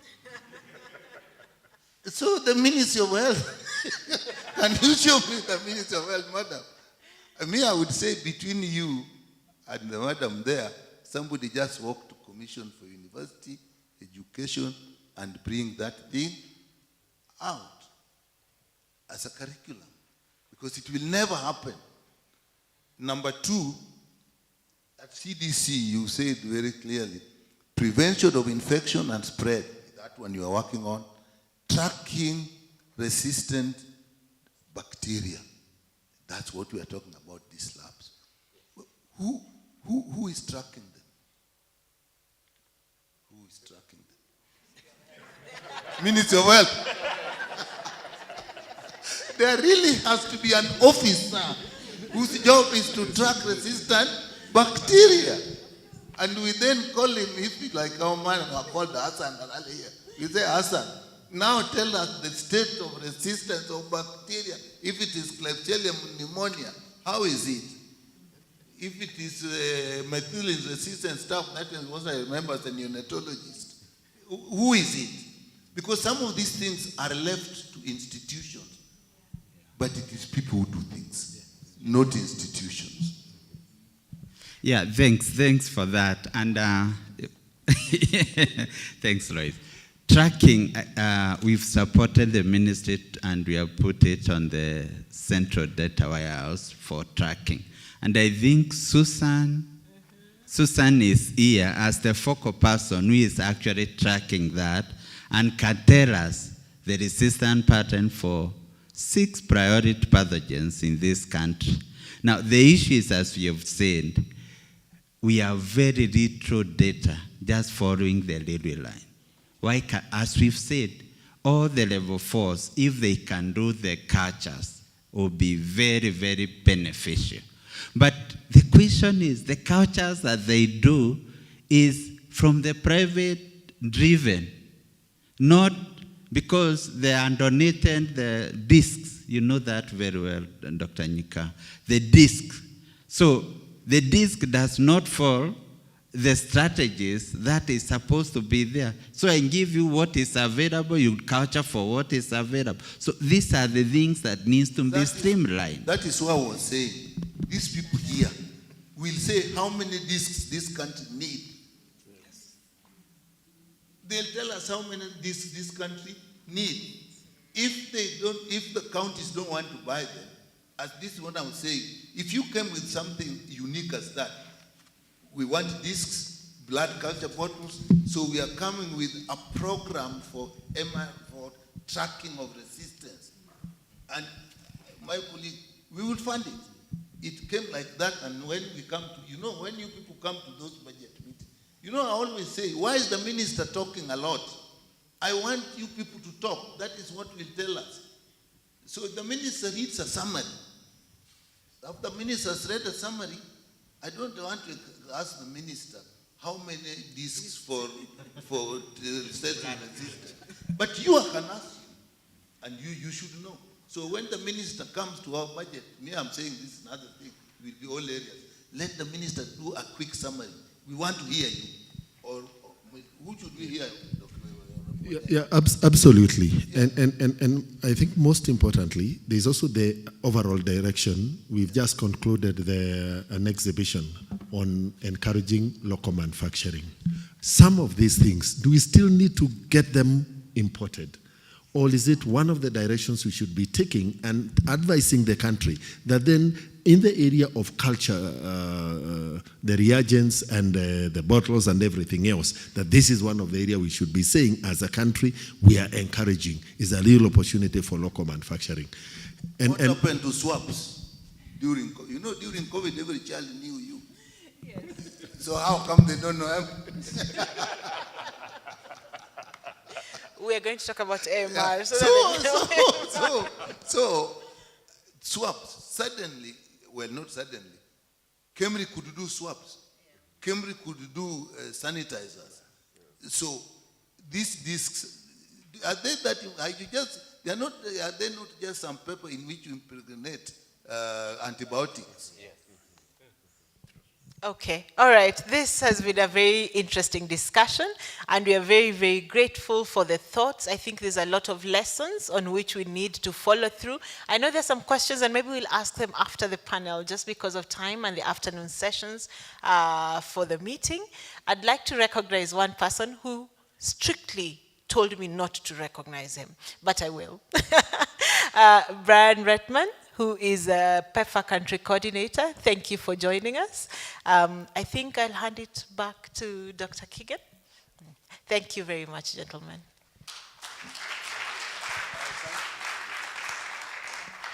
Thank you. I think we give a clap to the panelists as we close it up. Thank you very much. So I think we go towards the end of the program. I really want to sincerely thank the panel, the moderator. I think it's been really mouth-watering and engaging engagement. So I want us to go into the program where we're looking at the way forward.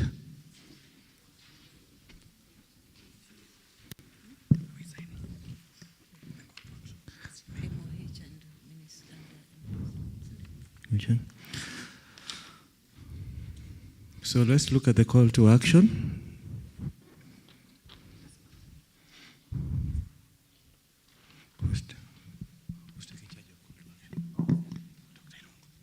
I'll give it to Dr. Irungu, just take us through the next session.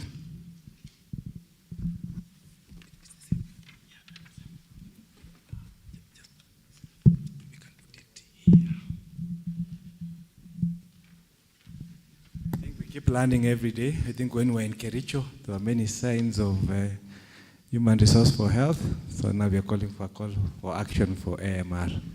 So let us continue.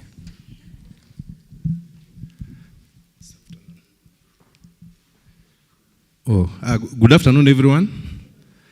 I think we've talked so much around AMR. And I say some of these things we talk about, AMR IPC calls for an individual commitment to make or the agenda a success. And when you talk about AMR, we are saying, do we want to make AMR a national priority and allocate resources to support it? That's the first question we're asking ourselves. Are we willing to make necessary legislative amendments to reduce inappropriate use of our antimicrobials? Are we willing to strengthen regulations and increase the capacity of regulatory agencies so that we are able to sustain or rather reduce the misuse of antimicrobials? And then, are we willing to strengthen our surveillance and reporting mechanisms? Are we willing to strengthen collaboration and partnership with all stakeholders? If you look to those questions, to whom are they talking to? I think we might say, Felista, to whom are they talking to? Us. Because you might say the government, like Dr. Nyikal said, they were told to ask the government. So all of us are part of the government. We form the government. For the government, we are the people, we are the government. So we put in 2 boards here. And just by appending your signature here, you are committing to support in whatever little way the fight against AMR.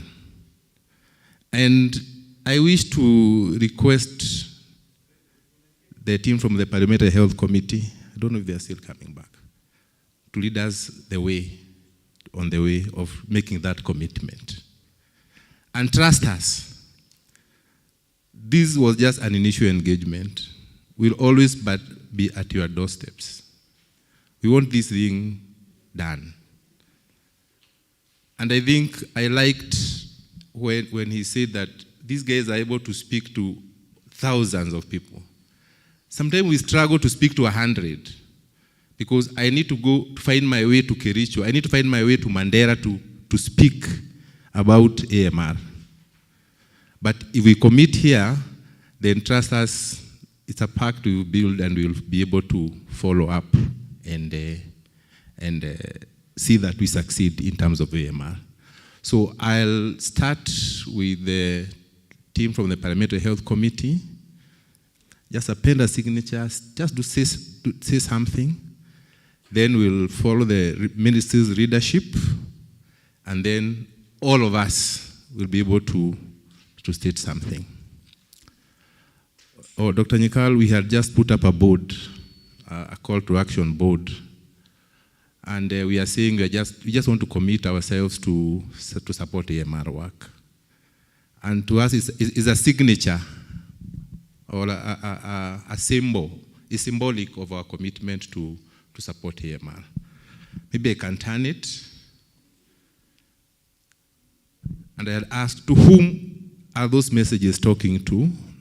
And I said, I don't want to say like the way you knock to doors and you are looking for the government, and the government is us. So, and I said, we'll start with, because trust us, as you said, the political support is key.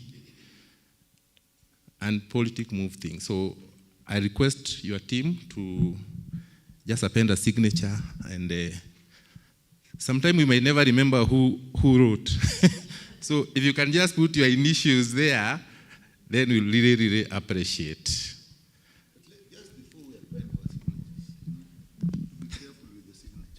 Yes. Okay. This is all very good. But me, I would have liked that we agree, I don't know whether we put it here, that at a given time, these are translated into actions.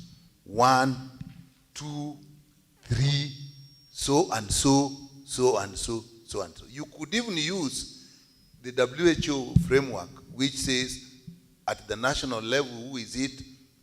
Because even you should get support from partners, WHO, OIE, and all those things, who does what, and so on. So, because if you don't do this, it will be a very nice thing. But unless we say who is going to do what, we will come here next year asking the ministry if it and who will be the ministry? If it has been done. Yeah. So that is another commitment I would like, but that commitment should have a timeline. And the responsible person for now, and it can't be the ministry. Thank you. I think you are saying the next steps. We shall capture that before we leave. We just know the next steps, then we know how we are going. Thank you. Yeah. Thank you, Dr. Keegan. Allow me to give you an example. In the last financial year, KEMRI, which you know is our premier funding research institution in this country, had only received 150 million from government. You can imagine how much that can do in research.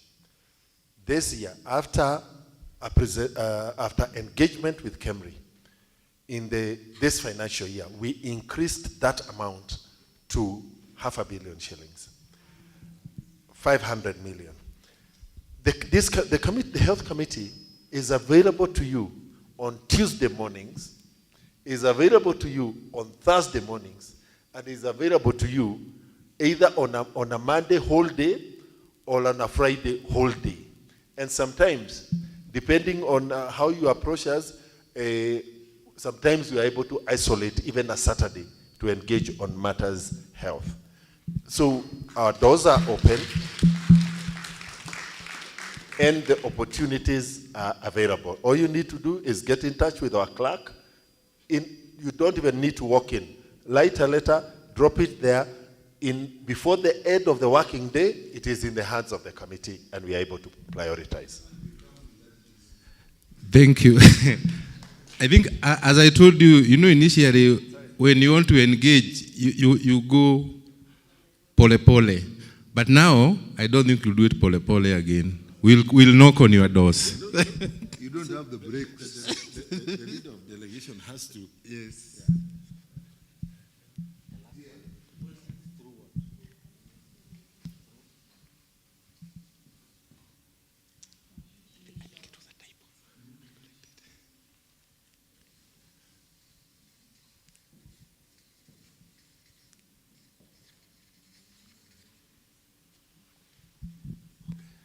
Thank you so much.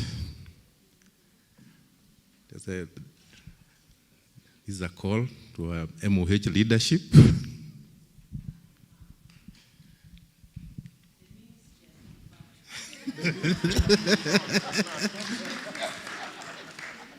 Yeah. Yes. This is important because he's our lead, so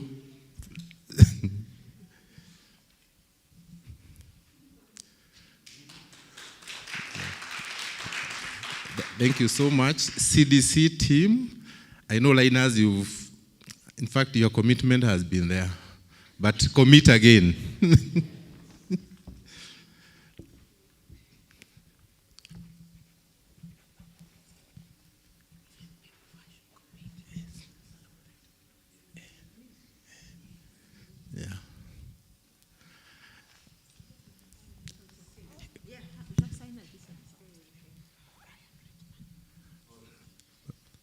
Mr. Brian, I believe you'd wish to commit too.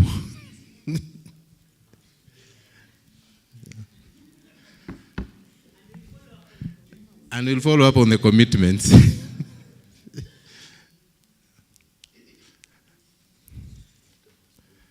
Thank you so much.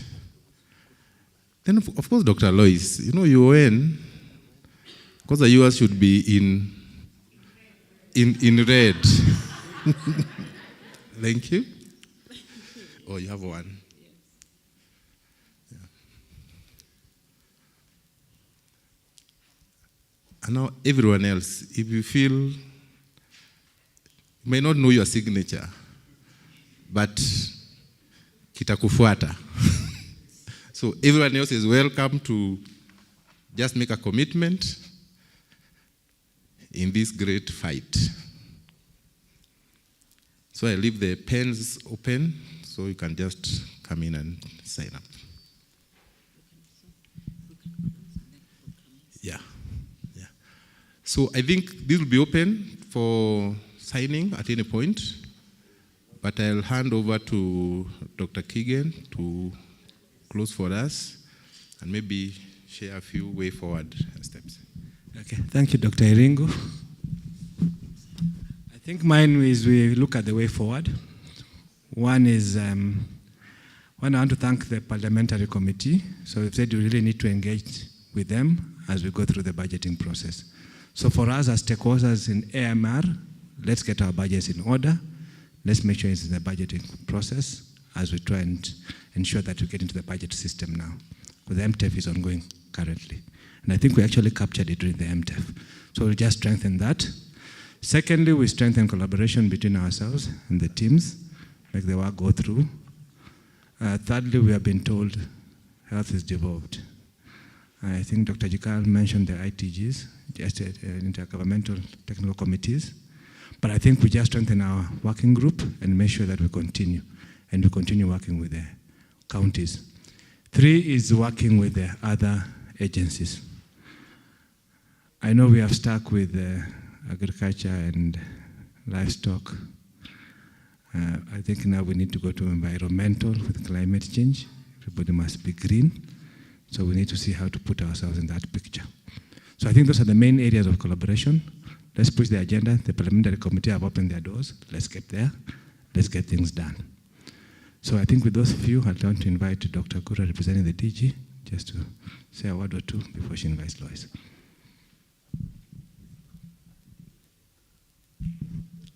Thank you, Dr. Allow me to stand on protocols already established and take this opportunity on behalf of our Director General to thank you for being here, for listening, to thank the panel for that robust discussion. I came in when you were doing that discussion. I also want to thank the Parliamentary Health Committee for being here, one, and secondly, for contributing so robustly to this discussion. As we are working on implementing UHC, strengthening our health systems, AMR is one of those potential crises that can actually disrupt or make us lose the direction because of its potential. And all of us being here and discussing it and putting together all the stakeholders on the same table is critical.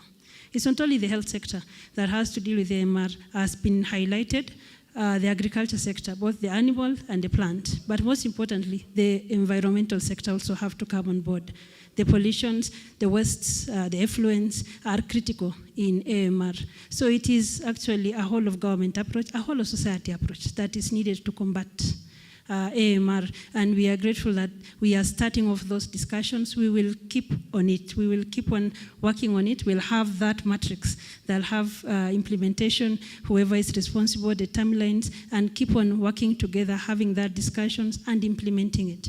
We know in the health sector it also involves almost everybody because one, the prescriber, the provider has to be part of it. Importantly, the user, Kenyans have to have awareness on appropriate use of antibiotics themselves so that they seek in the right manner, not go and buy for themselves over the counter. So that is also critical as you work on the health providers and other policy makers. So in that regard, we have, our work cut out for us. We appreciate, again, our leadership who are here, from the health sector, but from the parliament, very importantly. We know the other bill, the KDA bill, is an opportunity for us to be able to legislate, but also use other platforms to be able to advocate for all our combined efforts to fight AMR. With that, I'd like to reiterate the commitment of the Ministry of Health to work on this and to work with everybody so that we can be able to achieve this. Thank you, Dr.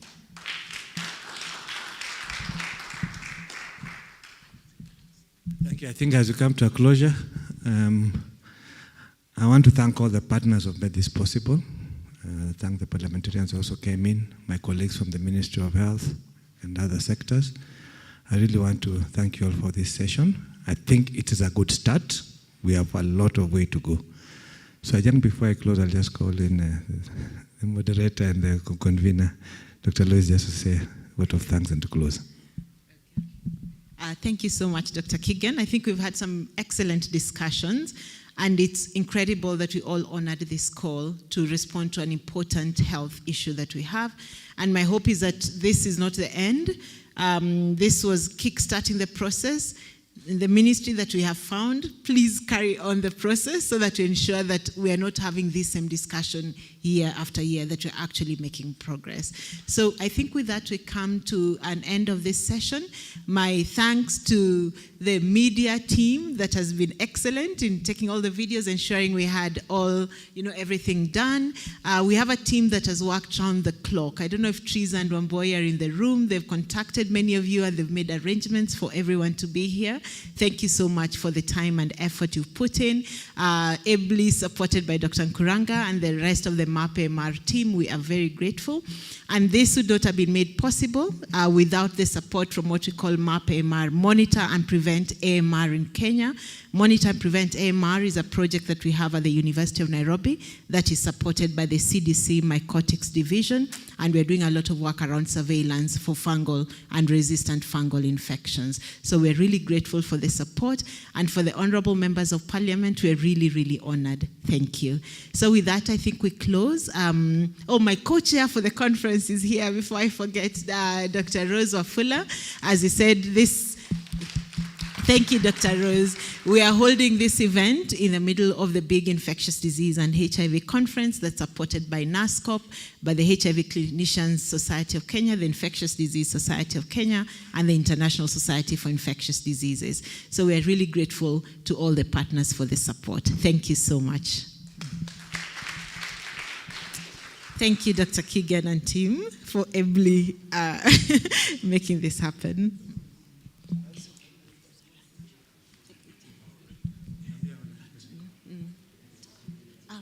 Teresa, talk to Teresa. Let's go for the lunch.